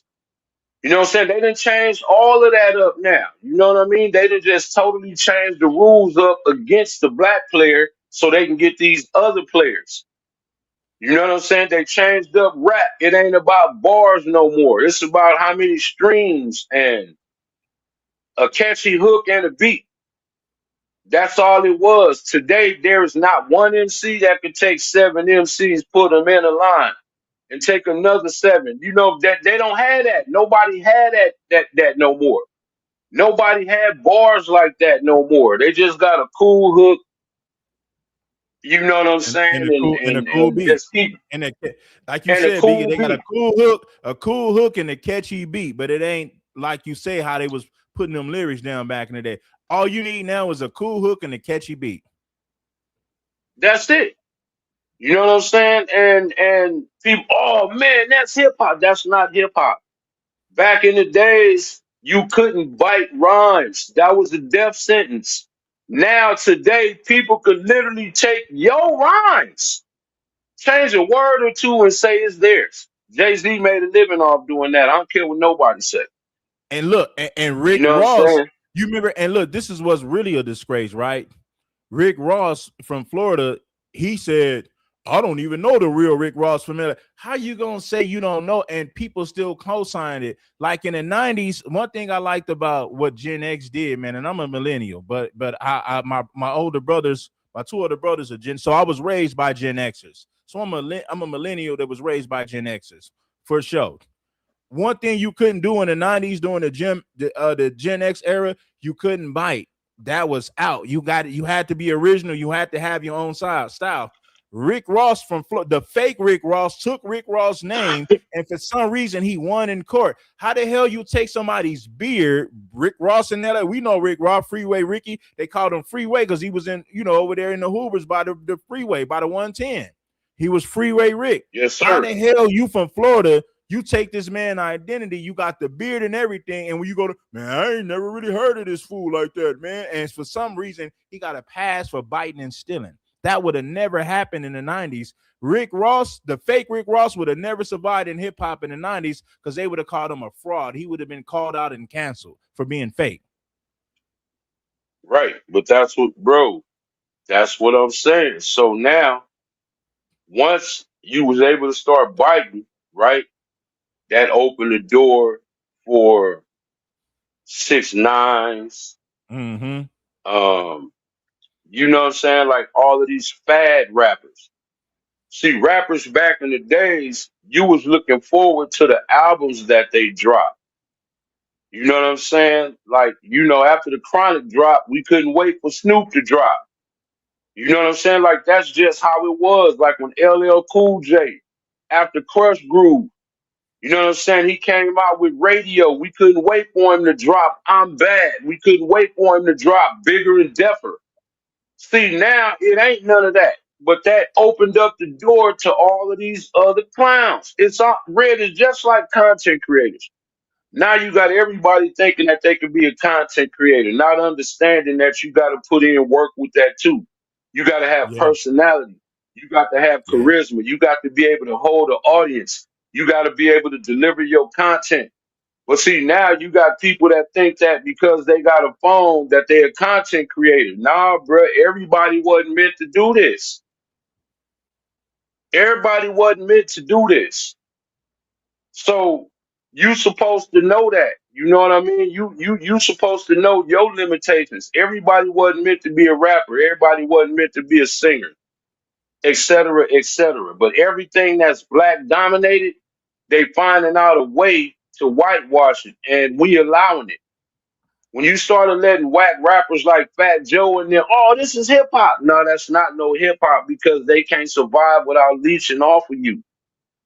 You know what I'm saying? If you need to collab with other rappers, then that means you can't stand on your own. If you got to collab with other people, you can't stand on your own. Like Nas did collabs where he could make his own album. Snoop, Q, everybody could make they could stand on their own. You know what I'm saying? Fat Joe, if you look at his biggest hits, you know what I'm saying? He needed Ja Rule, Ashanti, Lil Wayne, you know what I'm saying? People like that, but just a Big Pun. Other than that, he didn't have the talent to be no rapper, at least not to me. You know what I'm saying? You talking about You Joey know, that's Crack? just Fat the way Joe, I yeah. see it. Yeah, Yeah. Joey Crack. Like everything that's black dominated, it has to get watered down because they don't have. Just really look at singers, okay? Red, you remember at one time, bro, we had Stephanie Mills, Angela Winbush, Whitney Houston, Mariah Carey, Brandy. You know what I'm saying? These are people that could sing, bro. I ain't even talking about the Patti LaBelle's, the Aretha Franklins. You know what I'm saying, bro? The standard, the bar was set too high. You get what I'm saying? Everybody that came, I see Mary has soul. She couldn't sing nowhere near as good as them, but she put her heart and soul in her music and she made good music. Yeah. These people today can't hold a note a cappella. You get what I'm saying? That opened the door for talentless people. Yeah. You know what I'm saying? Again, you know, rainbow rappers and fake singers. You know what I'm saying? It ain't no more Monicas. It ain't no more Brandies. You know, it ain't no more of those type of singers, bro. Anita Baker, yeah. For sure. Twain, all of them. You know what I'm saying? The Erykah Badu's, all of them, they done watered all of that down to where anybody now could go up in there. You know what I'm saying? When you lessen the talent, when you don't have to have the talent, anybody could go in there. You see what I'm saying? It's easy to infiltrate because you can't. You had to stand on your talent at one time. Like you remember if you saw what was that the Temptations movie when they went in there to go holler at Barry Gordon. You remember it was like no, let me hear what you got a cappella. You remember they had to just sing in front of people. We got to see what you sound like without no music, without no nothing, a cappella, and them boys knew how to blow. See, now it ain't none of that because they could take you in the studio right now and make you a star. So you really don't have to have the talent. Tell me, Red, be honest, would somebody like Little Uzi Vert have made it in the 90s? Hell no. Would Hell no. any of these, right? You know what I'm saying? None of these dudes would have made it back in the 80s and 90s because you don't have the talent. You don't have the talent. These cats don't have the talent anymore. They selling you fashion more than anything. You get what I'm saying? They selling you a dream. You know, it's a facade, bro. So again, everything that was black dominated, they done watered it down. Look at the boxers, even the boxers.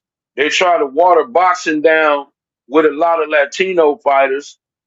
But I ain't trying to be funny, but everybody after Julio Cesar Chavez is kind of trash. Ryan Garcia is trash. Rolly is trash. Canelo is trash. I mean, you know, we just saw him. Bud beat the crap out of Canelo. We even saw Bevo beat Canelo. You know what I'm saying? Like, you know, they were talking about Teofimo Lopez. Shakur beat piss out of him. You get what I'm saying? Like the talent pool for them just ain't there. But what they do, what did T.O. do? Cry, oh, ESPN is catering to the black fighters. So see, you can't you it's more about politics than the talent.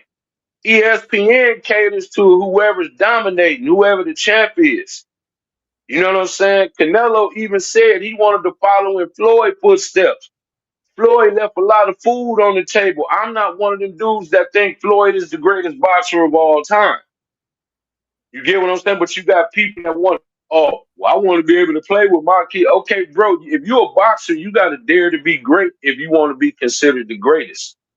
He left a lot of food on the table. You know what I'm saying? And but you see now, the way that boxing was always corrupt, but you can be a paper ten. Like you see, we're gonna take racist Ryan. Okay, Tank dropped him and stopped him. He had to use steroids against Devin Haney, and then he let a trash fighter like Rolly Romero go in there and drop him. And whooped him and just whooped him and made him look like an amateur. Why is anybody even giving him a microphone? Red in the 80s and 90s, he would, after he lost them 3 fights, it'd have been like, dude, get up out of here. You trash. He wouldn't even have a career no more. But people are talking, oh, well, Ryan what? What you mean? When it came to the top competition, and Rolly wasn't even top. He had to cheat, and he lost the other two. Why are we even putting a microphone in his face? I know, man. And after he lied, you know, those supplement companies say, hey, man, we're going to sue you. Because Ryan said, oh, man, they put something in my, they say, hey, man, we're going to mess around and sue you. They say, y'all can test all of our supplements. Ain't nothing in it. This fool Ryan is just making an excuse for why he used steroids to win that fight. Now he want to say, I don't know, man, the supplements I bought tainted my supplements. It wasn't me. It was the company. So they say, oh, man, you keep talking that nonsense. Right. We're going to sue your mother effing ass. Right. So you see what I'm saying? Look at the Latino fighters now. Like, dude, y'all can't hang the pantheon, the greatest boxers of all time. Like if Sugar Ray Leonard was in this class today, he would go undefeated. Marvin Hagler would go undefeated today. Tommy Hearns will probably go undefeated today. You know what I'm saying? They lucky that it ain't no fighters like Joe McClellan and fighters like that they would go undefeated today. These dudes have no heart. They're social media stars more than they are boxers, more than they are rappers. You're right. You just hit it on the head. Ryan Garcia is more of a social media star than, you know, him having talent as a real boxer. That's a fact. Right. Well, he got fast hands. Well, what happened when he fought Tank? He got dropped and then he got stopped. What happened when he fought Rolly? He got dropped and he got beat. What happened when he fought Devin? He was so scared of Devin that he needed cocaine and steroids. Man. Why are we still talking about this guy? He shouldn't even be allowed to box anymore. This is the new class. Red, this is the new class of when you talk about athletes, they manufacture like they're not genuine. Hagler got it out the mud. Ray got it out the mud. The rappers of old got it out the mud. All of them rappers that signed bad contracts so you nothing ass rappers can make the money you make today, y'all owe them. Tribe Called Quest and groups like that. These are the greatest groups. A lot of the greatest hip hop musicians of all times got caught up with bad contracts. They didn't fall off. They got caught up with bad contracts. bad contracts. we owe them, like you said. The only reason that we know what not to do is because of the mistakes of the people who came before us. So we owe them. Everybody that's on now should be sending money to them because they taught you what not to do. So with that being said, people need to be they need to pay homage to that. Because if it wasn't for the people who paved the way, the people who they signed bad deals.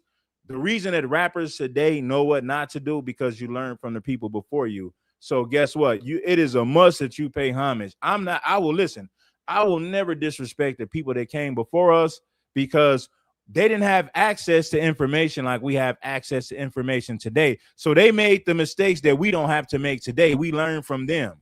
That's a fact, man. Right. And then when you hear what the Locks went through just to try to get their publishing, if you listen to Daz right now, Daz will tell you the hoops you got to go through to get your money in the music game. Anything that involves multi-millions, bro, is cutthroat. It's sharks. You have to know how to swim in deep water or you going to get ate up. Some of the greatest boxers, musicians, rappers, the greatest of all time, most of them are broke, then they have money. Now, these are the greatest musicians of all time.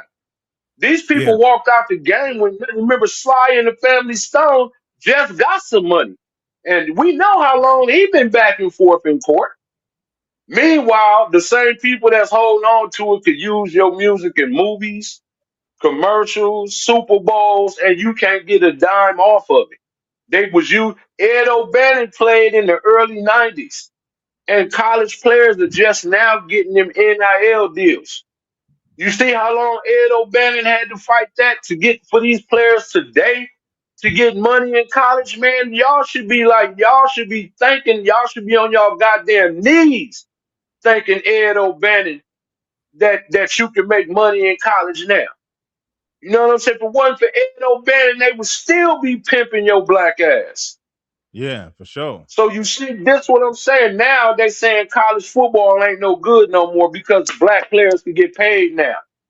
That's the main reason they hate Shador, Red. Look, they don't hate Shador and Angel Reese because of nothing they did. They were basically the first two, like they were the faces of the NIL deal. You remember Shador had on that big ass chain with that number 2, and you remember every time he scored a touchdown, he put the rollie up. This nigga wearing a $500,000 watch, driving a Rolls Royce truck. Now you remember, Red, back in the days, if you'd have got caught with a Happy Meal, they'd have threw you out of college because they said you took a benefit. That's why Nick Saban quit. Nick Saban said, "Oh, well, see, I can't control these niggas now. They making their money. They can transfer if they want to. Like, I can't penalize. They calling the shots now. You know what I'm saying? It's just like the star player in the pros. The star player calls shots. He get all the perks. Same thing in college. Everybody was coming to see Shador. He was filling the stands. Same thing with Angel Reese. Especially after she won her championship and gave Caitlin Clark the lights out, everybody was coming to see Angel Reese, and she was getting paid. She was capitalizing off of that in college. And the established, man, college sports was the last legal institution of slavery because especially the black dominated sports, basketball and football in college, you did all the heavy lifting. That's where all of the majority of the money, North Carolina, Duke, those was basketball schools. Look at, Michael Jordan went to North Carolina. People like Grant Hill and people like that went to Duke. Syracuse, you remember Carmelo Anthony went to Syracuse. These are the people that's that's making these schools want people to watch college basketball. When they couldn't get no money, they was able to control it. Now that these players can get their money, it's not interesting no more. Well, it was about the education. Well, if it was about the education, why are y'all taking all that money and wasn't trying to break no bread then? Man, Nigga, they doing the work. Hey, they doing the work. Hey, you remember UNLV back in the 90s? They had a hell of a squad. Larry Johnson. They had Larry Johnson, Stacey Augmon, George Apples, Greg Anthony, and Anderson Hunt, and they went into Duke and whooped that ass. And the next year they cheated them. They should have went back. They should have won back to back. Yeah. You know what I'm saying? Those teams couldn't get paid. These are some of the greatest college basketball teams of all time. But see, they couldn't get no money. Now today they can get paid, but the talent pool ain't there. You know what I'm saying? Like real talk, you ain't gonna see another Bo Jackson. You ain't gonna see another Randall Cunningham. You see some pretty, some good likenesses, but you're not gonna see them type of. You're not gonna see another Reggie White. You're not gonna see another Lawrence Taylor. You know what I'm saying? You're not gonna have no more of that. We're not gonna have another Michael Jackson. We're not gonna have another James Brown. You know what I'm saying? We're not gonna have another Barry Sanders.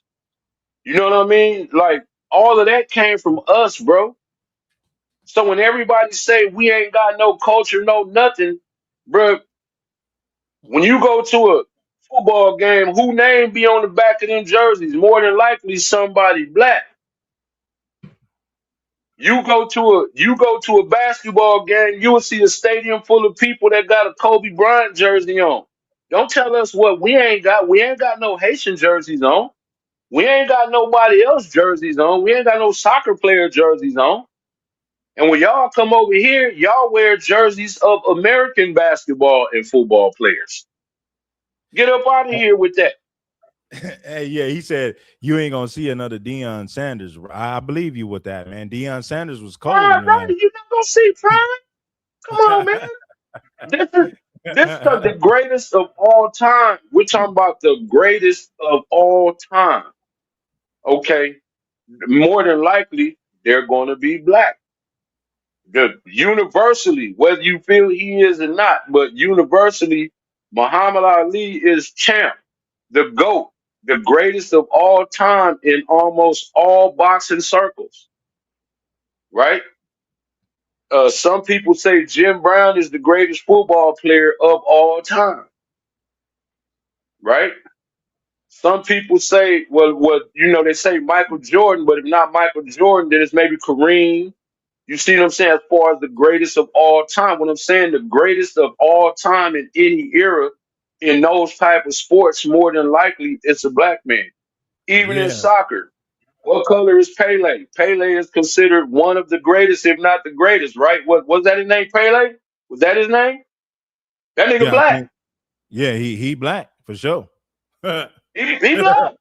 You can't. We got the athletic. Hey, we got the. Nobody is more athletic than us, man. Like I said, we tried this stuff with the tethers, but at the end of the day, it's black genetics that rule. Black genetics rule athletics. I'm gonna put it like that. But not just athletic. We're talking about the talent pool. The best singers of all time is black. The best musicians, right? The best boxers. Black, right? You get what I'm saying, brother? And your greatest civil rights leaders, who are they? Black folks. Black, right? This is what I'm trying to say, bro. Like, you gotta understand the talent pool comes from you. You understand? And you see, they still they still mad a couple months ago. You remember they was running a marathon and it was a white man way out front who thought that he won that race, and it was a brother that came from way behind and won that race. You remember that? This was like just a couple months ago. It was a marathon, bro. White people still mad at that. You know what I'm saying? Bro, they don't want us to be great. You remember, bro, they was mad at Michael Vick for them dogs, and even after he did his time, they still didn't want him to make that money he was making in football. You know what I'm saying? They still protest everywhere Michael Vick go now. They still in protest of Mike Vick. You know what I'm saying? They gotta taint you, bro. Michael Jackson is considered to be arguably the greatest entertainer of all time. Look at how they smeared his name up. You know what I'm saying? If you great, they're going to smear your name up. They had to make up something against Jack Johnson. Jack Johnson is probably the greatest heavyweight boxer of all time. They had to literally make something up on that man to have him put in jail. just Yeah, so they could tarnish his record. same with Michael Jackson, man. And listen, what people don't know, my auntie, and this is a true story. God is my witness. My auntie was the principal of Martin Luther King Elementary in Harlem 30 Cripwood on Western and King. In 1996, when I was like 14 years old, bro, we went to Neverland Ranch. They took the kids, and she was like, me and my cousin that stayed right outside the jungles. We went to the Neverland Ranch because the MLK Elementary went to a field trip, and they used us as teenagers to take, to watch the elementary kids, man. And we went to Neverland Ranch, man. Hey, man, this was like one of the greatest experiences I ever had. Michael Jackson had his own roller coasters. He had his own zoo. He had his own SeaWorld. He got his own movie theater. He got his own restaurants. To go across to really adventure the whole Neverland Ranch, they had to take us on cars because it was his own mini city. Restaurants, clothing stores. He had houses with nothing but candy. Like the candy, you got to put the quarter in to get candy. No, they gave us bags, Yeah. and you can just spin it, and the candy would come out. He had another house where it was kind of like a mansion, but it was nothing but sharks and exotic fish inside of the halls. And when you walk down the halls, there was narrow. It was scary to walk down it because you had sharks and exotic fish inside. It was like glass inside of every wall. It was like glass walls, and it was nothing but fish. He had his own SeaWorld. He had his own zoo. They fed us. We seen Quasimodo. This was 1996, Big E. I was like 14. I was youngster. Man, Red, that was the you something, greatest Red. thing I ever saw. Michael Jackson, Mercedes, I'm passing to you. Michael Jackson didn't have his childhood because his daddy made him work hard. Michael Jackson did not touch or molest no kids. They used that to tarnish his reputation. Michael Jackson loved kids because his childhood was taken away from him, and they tried to slander Michael's name. Middle finger to them, man. That's a fact. And let me tell you something else. In my opinion, and y'all in the chat could challenge me on this, the four greatest people or most influential people of the 20th century was Malcolm X, Martin Luther King, Muhammad Ali, and Michael Jackson.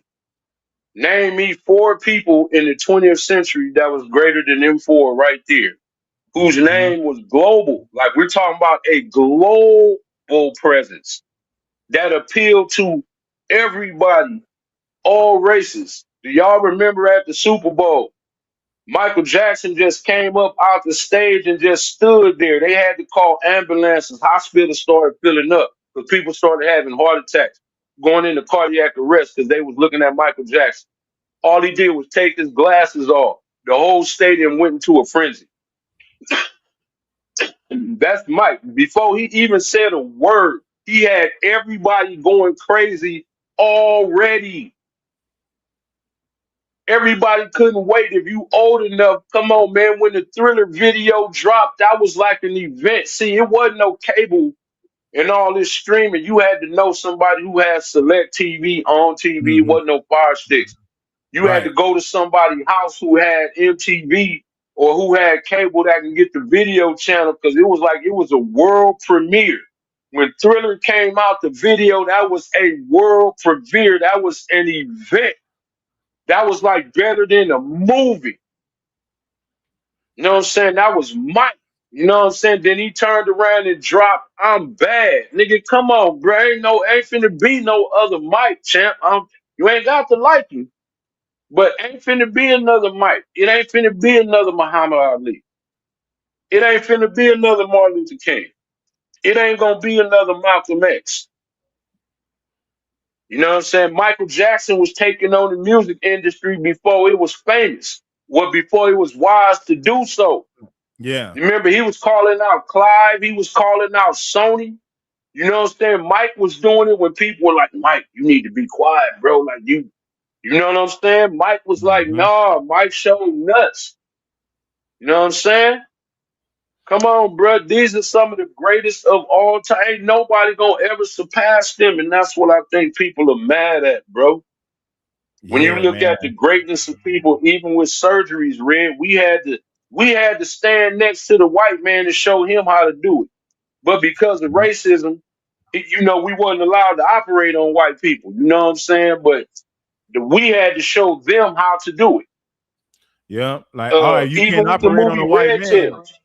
Yeah, Yeah. red tail. We gonna take y'all blueprint because the black. This is what I want our people to know. Black man was the first person to do a blood transfusion. We was the first person to do a open heart surgery, man. And if you understand our accomplishments and what we done and how they stole from us, you would understand why we're saying the things that we're saying. When I went to the Neverland Ranch, Biggie, there was like he had everything there: movie theaters, restaurants, zoo, arcade houses, roller coasters. He had literally everything, and I put this on Everything I Love. I really went to the Neverland Ranch. I do a video on my experience at the Neverland Ranch when I was 14 years old, and my auntie was the principal at Martin Luther King Elementary on Western and King Boulevard in Harlem 30 Crip Hood. Hey man, that was like, it was like being in a movie going there, man. They fed us. We got all the candy we want. We got everything was free.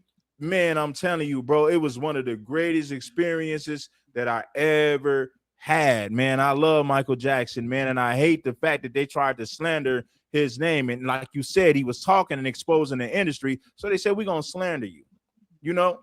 Yeah, yeah. And then, you know, Red, and then the honorable mentions. Have you seen another MC Hammer since MC Hammer? No. Have you seen anybody that could dance like that since him? You know what I'm saying? Like, come on, bro. Like, remember we talking about when rap was lyric dominated. Like, even though it was entertainment, but it was about your lyrics. MC Hammer came in during the golden age of rap and made a name for himself. Turn this mother out. You know what I'm saying? Bro, them early look, I was in the mirror dancing like MC Hammer, at least thought I was. You know what I'm saying? Come on, man. Who wasn't watching MC Hammer videos, man? Who wasn't spending up their parents' money calling in them videos on the box just so they could see the hot video, man. Stop playing with me, bro. You know what I'm saying? These are, bro, the greatest entertainment of all time. People are still trying to bite it right now. You know what I'm saying? Like, that's just what it is, man. So we should have been gatekeeping. You get what I'm saying? Like, when you really notice, when you really look at what was taken from us, bro, what the hell we been thinking about all this time? You know what I'm saying? I mean, real talk. I mean, it's better late than never, but you know what I'm saying? The stuff that drives this country that we created was taken from us. You know what I'm saying? And you see now we got everybody mad because we said, nah, we ain't doing that no more. You know what I'm saying? None of these groups was around when the feds was on these rappers because the feds was trying to get a hold of them. None of these other rappers that was talking about they helped create rap, they wasn't around when C. Dolores Tucker was going after Tupac and all them. When they was going after Death Row Records and all these people, where was they at? Red, you remember when the city councilmen had bought up all them NWA CDs and all that, and they just threw them on the ground and started stepping on them, and they was trying to bring charges up against these rappers. Where was all these other groups at? The Lawrence Tucker now was Where was going hard everybody trying to else at? cancel everybody. They was trying to cancel. You Come didn't see the on, bro. Latinos. You didn't see none of the Latinos fighting hard to protect rap music. They said, "Well, we're gonna let the black people fight for it, and we're gonna sit back and wait until the smoke clear." Yeah. You know what I'm saying? I mean, come on, bro. I'm just saying, bro. Like, you know, we did all of the legwork just for people to now say, "Well, we was there." Well, hold up, bro. When? We don't remember hearing none of y'all names talking about y'all rapping, y'all lyrics was a bad influence, this, that, and the third. Where was you at? Where was you Where at? was any of y'all at? They wasn't there when rap was on life support. Just like you mentioned, Biggie, rap was on life support. They was trying to ban rap. You didn't see Latinos on the front line fighting to keep rap on the forefront. It was us fighting on the front lines. You didn't see none of these Latinos fighting on the front line to keep rap where it is today. They wasn't there. They was sitting in the back. Yeah, Same like thing with the civil rights. They let us do all the heavy lifting, and once the weight is lifted, then they want to benefit on the back end.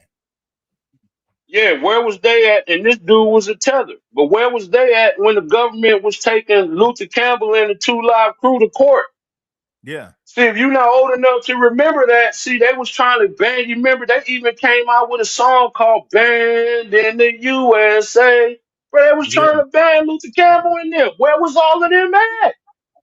They was nowhere to be Where found. You was seen all of none of them them. people at? They was nowhere to be found when the government was coming down on Rap Head. Where was any of y'all? They wasn't talking about outlawing none of y'all music.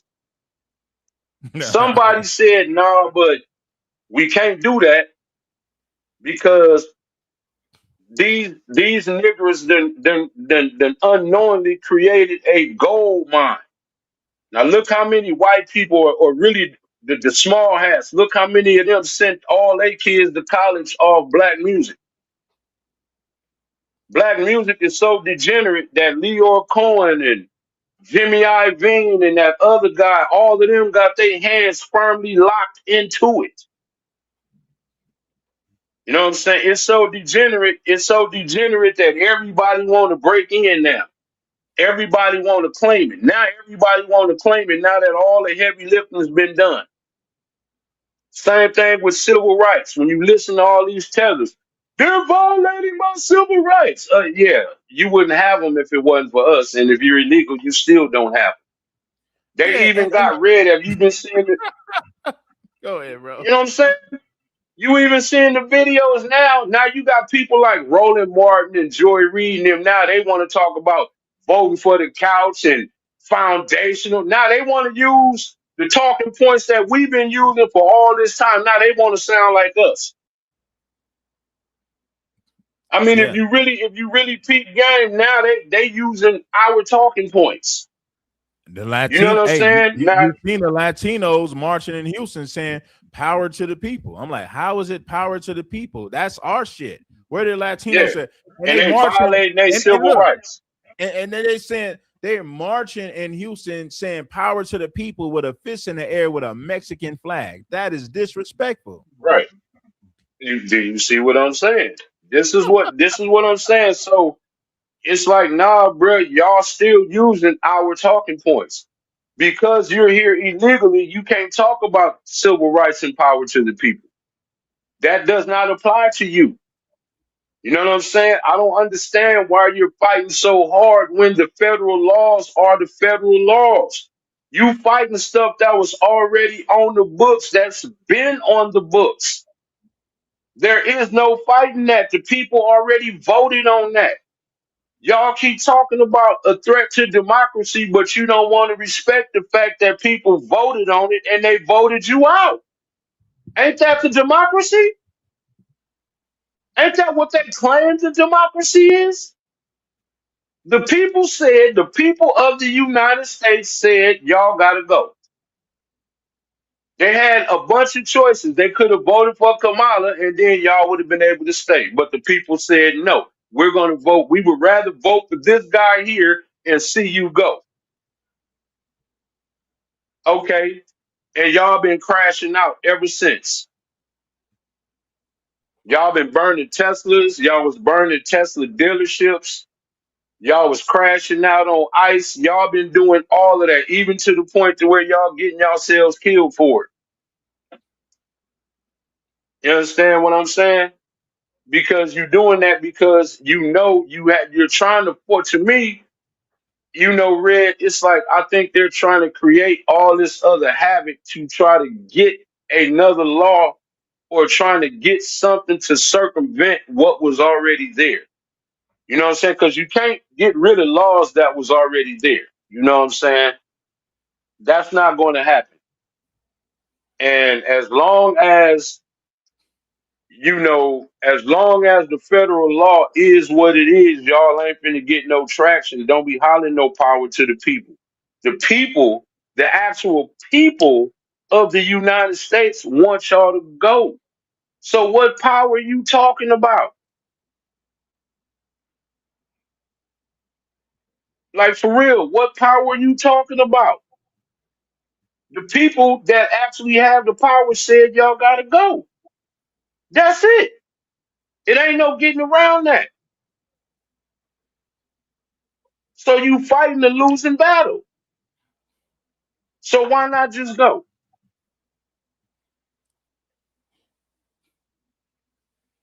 Yeah, man. I'm gonna let you Take the money. land your plane, Big E. Hey, man, this has been Yeah, man, we yeah. can talk up a whole lot of game, man. Hey, I appreciate you for coming through and laying down some game, man, because you you definitely cooked on this show, man, and I appreciate you for pulling up and laying down some real game, man. I'm gonna let you land it and I'm gonna end it. Well, all right, I'm gonna end it with this. Y'all been over here for what, 40, 50 years, right? Y'all been getting benefits for all that time that you didn't earn, and y'all was getting money to the point to where you was able to send money back to your homelands.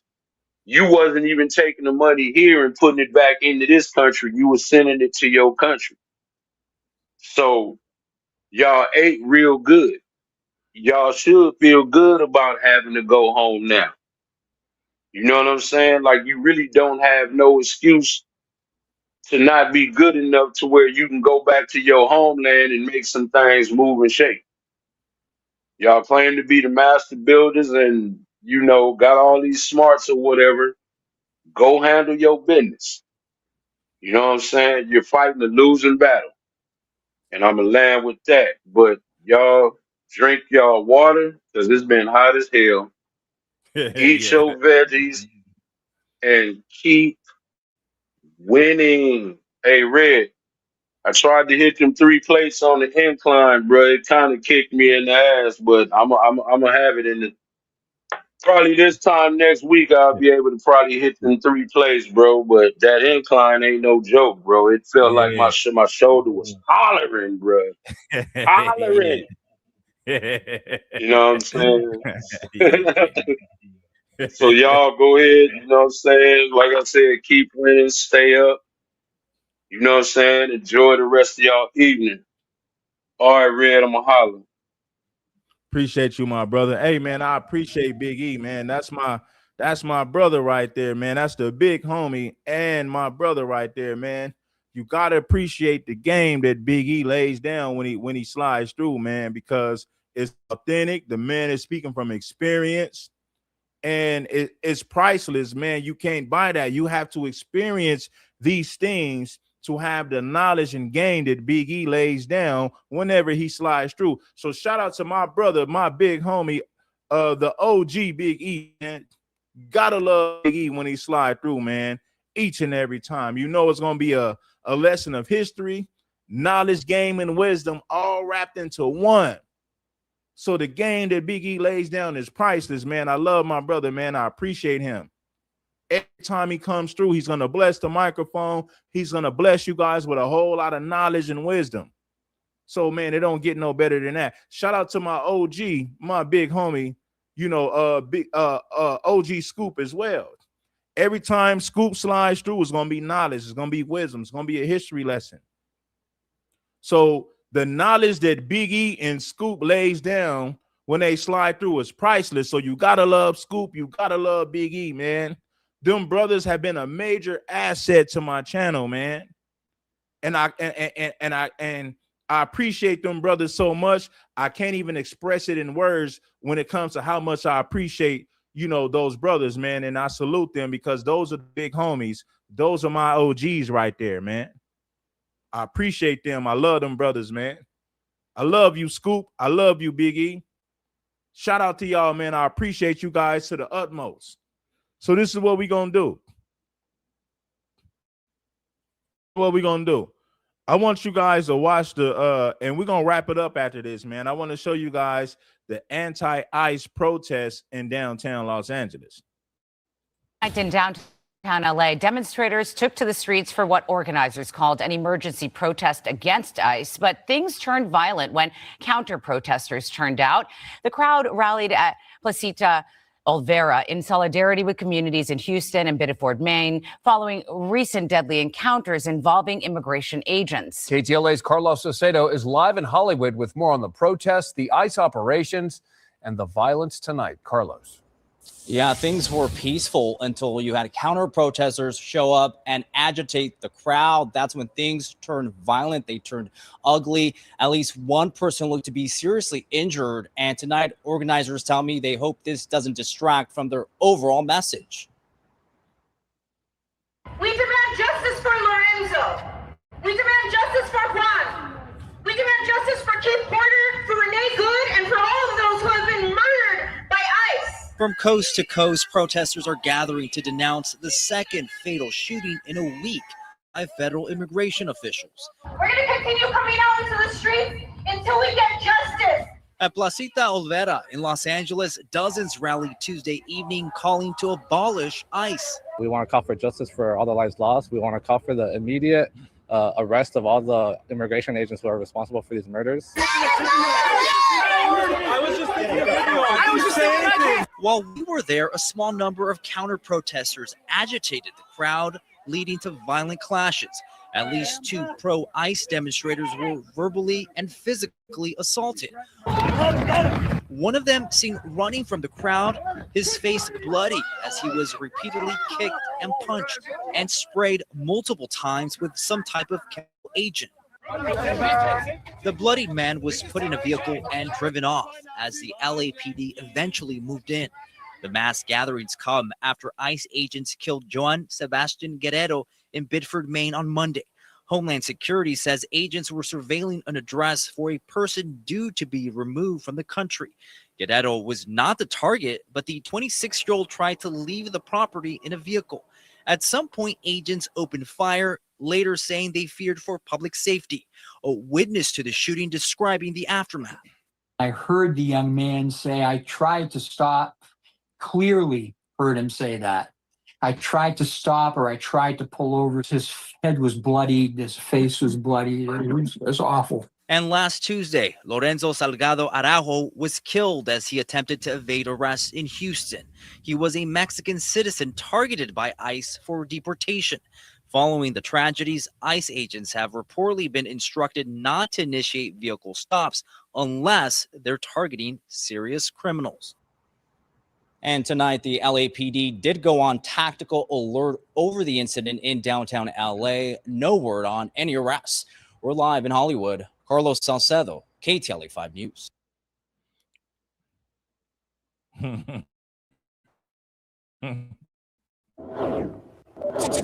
ICE agents took about half a dozen workers into custody at La Fontanella Foods in Northeast Kansas City yesterday. The food supplier located on 8th Street, just east of the Paseo. Fox 4's Jonathan Ketz there now with some family reaction of those detained. John, about a half a dozen people were standing on this sidewalk behind us just north of 8th Street here to try to figure out what their next steps are going to be. Santiago Collins' uncle and about 5 others were detained by ICE Thursday. State Representative Wick Thomas put this picture up on his Facebook page that day. Collin told us the people were taken to Core Civic in Leavenworth and actually went there after hearing about the incident at La Fontanella. We're trying to coordinate everybody to go and see their families, see their loved ones. It's very difficult. Collin was with 4 other women late Friday morning. One of them told us off camera their husband was taken a day earlier. It's really hard. Again, we're speechless because we send people to work. You wake up, you go to work. You don't think this is going to happen, and it hits at the most unexpected moment. An ICE spokesperson says Homeland Security conducted a federal criminal search warrant in KCMO July 9th. They added that there's no threat to the public. Mayor Quentin Lucas says city leaders continue to talk to legal counsel to find out if they can stop these type of detainments. And I think that what I will say to people, whether they sit anywhere on the political spectrum, is that I'm here to defend the Constitution. And nobody should be able to barge into your workplace or your home, take you, not give you an explanation of what it is, and not give you a right to counsel. We talked to the owner of La Fontanella Foods Friday, Victor Casconi. He would not do an interview with Fox 4, though. When we reached out to Kate, my thing is this: if you're here illegally, they don't need permission to come to your job. If I'm wanted for a crime, guess what? They're gonna come up to my job to arrest me. So how come immigrants think that they don't have to deal with the same situation? I mean, it's ridiculous. If you got a warrant for your arrest as an American citizen, they're gonna come for you at your job or your home. So what makes these illegals think that they deserve special treatment? Like they're not supposed to come for these illegals at their jobs. When they're known to come for foundational Black Americans at our jobs, at our homes, wherever they can find us, if we broke the law, they are coming to get us. What makes these illegals think that they deserve special treatment? That is crazy. You damn right ICE got the right to come to your job and pull up if you're here illegally, and they want to deport your ass up out of this damn country. These illegal immigrants, these illegal immigrants feel that they deserve special treatment. Like they got to follow the damn rules, like they don't have to follow and obey the damn law. They truly believe that they deserve special treatment. Man, it's wrong that they coming up to these places of work to arrest these damn. They come up to, the place of work to arrest these illegals. No, the hell is not. If they will come up to our jobs and our homes to arrest our Black ass, what makes these illegals think that they deserve special treatment? That's crazy. Oh, this is racism. They're pulling up to people's jobs and arresting them. Never mind the fact that they're here illegally. Never mind the fact that they're undocumented. ICE don't have the right to arrest these illegals. Man, you sound crazy. You sound foolish. They don't have the right to do what they're doing to these damn illegals. No.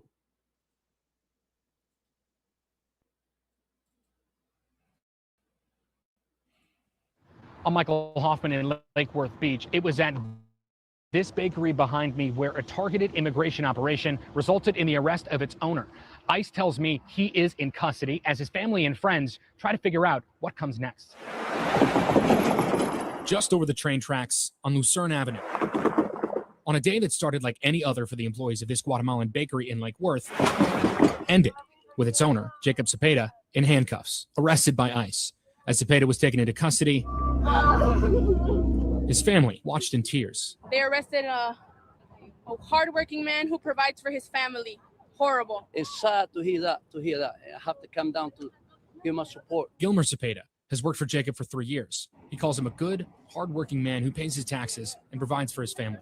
He was there when he says about 20 officers descended on the bakery. Mejor el dueño decidió, dijo, no, quieren que yo me entregue, no hice nada, no soy un criminal, soy buena persona. Él dijo, me voy a entregar, prefiero que me lleven a mí a que lleven a mis trabajadores. We reached out to ICE asking why he was targeted and arrested. A spokesperson sent a statement saying that Jacob Cepeda Castro is, quote, a criminal illegal alien from Guatemala who had been removed from the United States 4 times and has an extensive criminal history, including illegal re-entry after deportation, multiple DUI arrests, hit and run, and resisting law enforcement. ICE says officers encountered a vehicle associated with Castro around 10:30 Wednesday morning. When they tried to stop him, they say he attempted to ram an ICE vehicle, then got out, fled, and barricaded himself inside the bakery. The agency says local law enforcement secured the perimeter before he eventually surrendered without any injuries. The agency added, quote, under President Trump and Secretary Mullen, if you break the law, you will face the consequences. Criminal illegal aliens are not welcome in the United States, end quote. I spoke with his family. They wanted to remain anonymous for their safety, telling me that they denied that he is a criminal, calling him a hardworking, tax-paying man. They, along with the Guatemalan Maya Center, claimed he had a valid work permit and license. In Lake Worth, Michael Hoffman, WPTV News.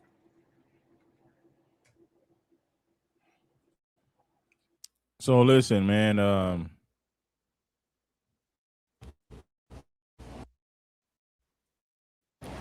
we begin with breaking news. Outrage tonight in Biddeford as we learn more about an ICE-involved shooting that left a young father dead and a community shaken. Now, a federal immigration officer fatally shot the man in Biddeford this morning, with ICE claiming in a statement that he was fleeing the scene during an enforcement action.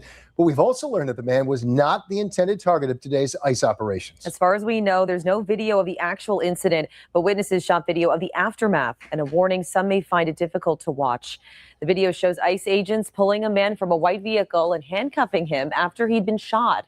According to an immigration group, the 26-year-old Colombian national was legally authorized to work in the United States and had a Social Security card. Now, the initial word from Homeland Security earlier today, as told to Senator Angus King, is that the driver was shot after weaponizing his vehicle. But in their first public statement tonight, issued almost 12 hours after the shooting, a spokesman made no mention of that, instead saying the man was shot attempting to flee the scene and that there was concern for public safety. One neighbor said he heard a flurry of gunshots right outside his apartment and ran to the window.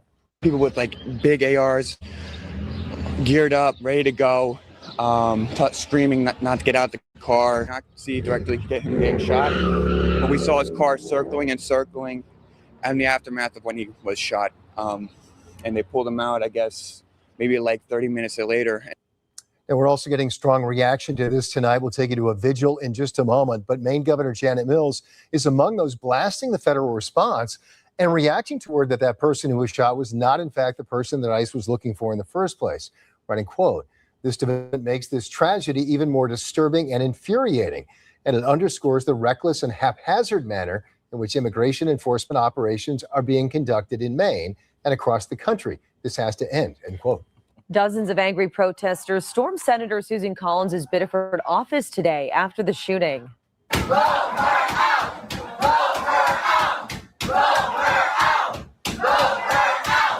Demonstrators made it clear they want the federal government out of law enforcement in Maine. Protesters entered the building entrance, banged on the glass doors, and chanted messages to the senator before local police arrived and cleared the area.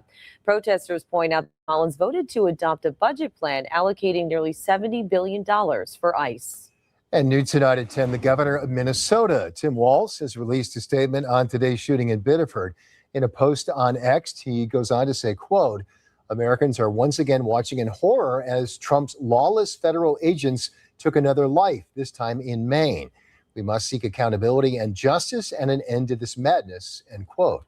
Maine's candidates for governor are also responding tonight, calling for an investigation into the shooting. Republican Bobby Charles says Mainers should not jump to conclusions, and the full details are not out yet. He says in part, quote, "Federal agents put their lives on the line every day, often in split-second dangerous situations. And if an agent's life was threatened, he had every right under the law to protect himself, just as any Maine citizen would. What happened in the moments before that decision was made is now for Maine's Attorney General and the FBI to determine thoroughly and transparently."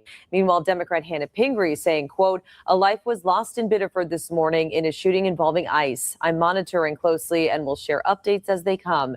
Every Mainers deserve safety and security in their own community, along with transparency and a thorough independent investigation into what happened." Now, Congresswoman Pingree also denouncing this, saying that the agents potentially killed the man in front of his family, including, she says, his young daughter. We have now been told that the person who was shot by the ICE officer was not the person they had an order to pick up. And in fact, it's possible that the victim's family was there, including a 3-year-old child in their blue pajamas. It's hard to even say this. It's horrendous. They're operating the way they are in our state, and we absolutely have to get to the bottom of this. Now, Pingree and both Senators Susan Collins and Angus King have called for an independent, full investigation into the shooting. Whatever evidence there is should be made public and should be made public soon. And I think the role of the community is to express concern. We don't yet really know what happened, but to ensure that we find out what happened, and that if there were actions that were unjustified, that those who committed those actions will be held accountable. Now, Collins' office saying tonight the Boston office of DHS, the Inspector General, has now taken over the investigation in cooperation with the FBI. We're also learning new details about the situation this morning, including the vehicle involved. Fox 23's Sam DeCoste continues our coverage. He spoke with people who live nearby and who saw this unfold. The white sedan at the center of this altercation was a Kia Rio. Records indicate that it was registered to a man named Jonathan Ramirez. They also show that he lived here on Poole Street in Biddeford. Now, we couldn't confirm today if he was in the car during the time of the shooting, but we have confirmed from the Maine Immigrant Rights Coalition that the man who died this morning was 26 years old and from Colombia. He was my neighbor.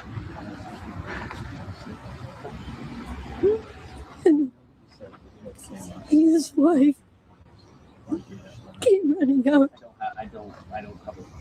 screaming, "Mi amor, mi amor." Valerie Brinkman was in her kitchen this morning when she says she heard several gunshots. Then she went to her window and saw 3 armed individuals surrounding a white car. 3 people surrounding the car,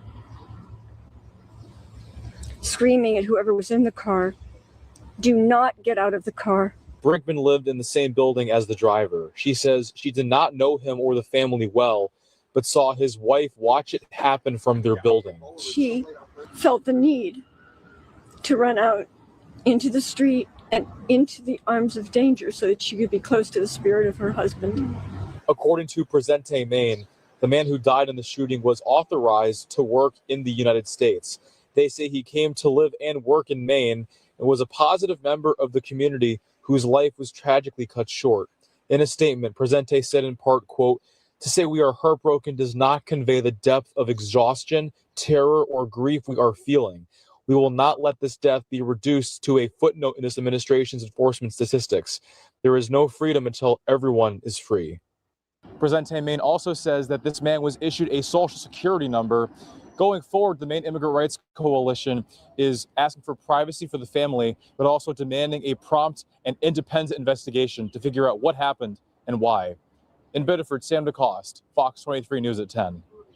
And state and federal officials say that investigation continues, with local leaders saying it must be full, fair, and transparent. Now, we are learning that the person apparently that Sam mentioned there who owned the vehicle, apparently not the person who was shot. That shooting did bring out large protests today and some counter protests, as well as a vigil that happened tonight, with many there saying that they have little trust the investigation will, in fact, be transparent. Fox 23's Max Williams is joining us live in Biddeford. And Max, you've been on the scene now for several hours. What are you seeing and hearing from the community tonight?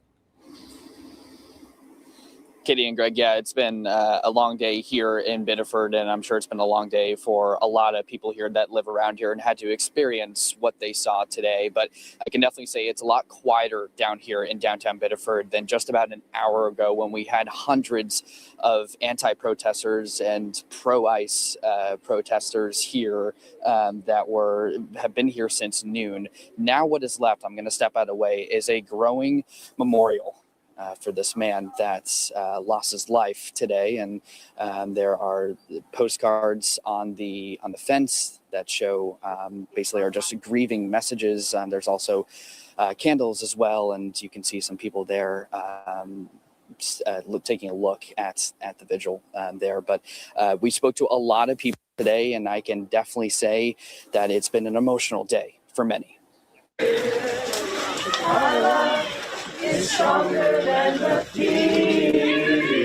A somber night in Maine. Messages of grief strung on a fence, candles blowing in the wind, and a makeshift grave to remember a man, a young father, we're told, shot by an ICE agent this morning in a quiet Biddeford neighborhood. And I get emotional about this because I have 3 kids who could be in a similar situation. Joshua Hester bringing his 3 children to tonight's vigil. I just felt really sad about what happened because it's not right. It's not right. It's a crime. It's a crime against humanity. It's a crime against Maine. Hold on.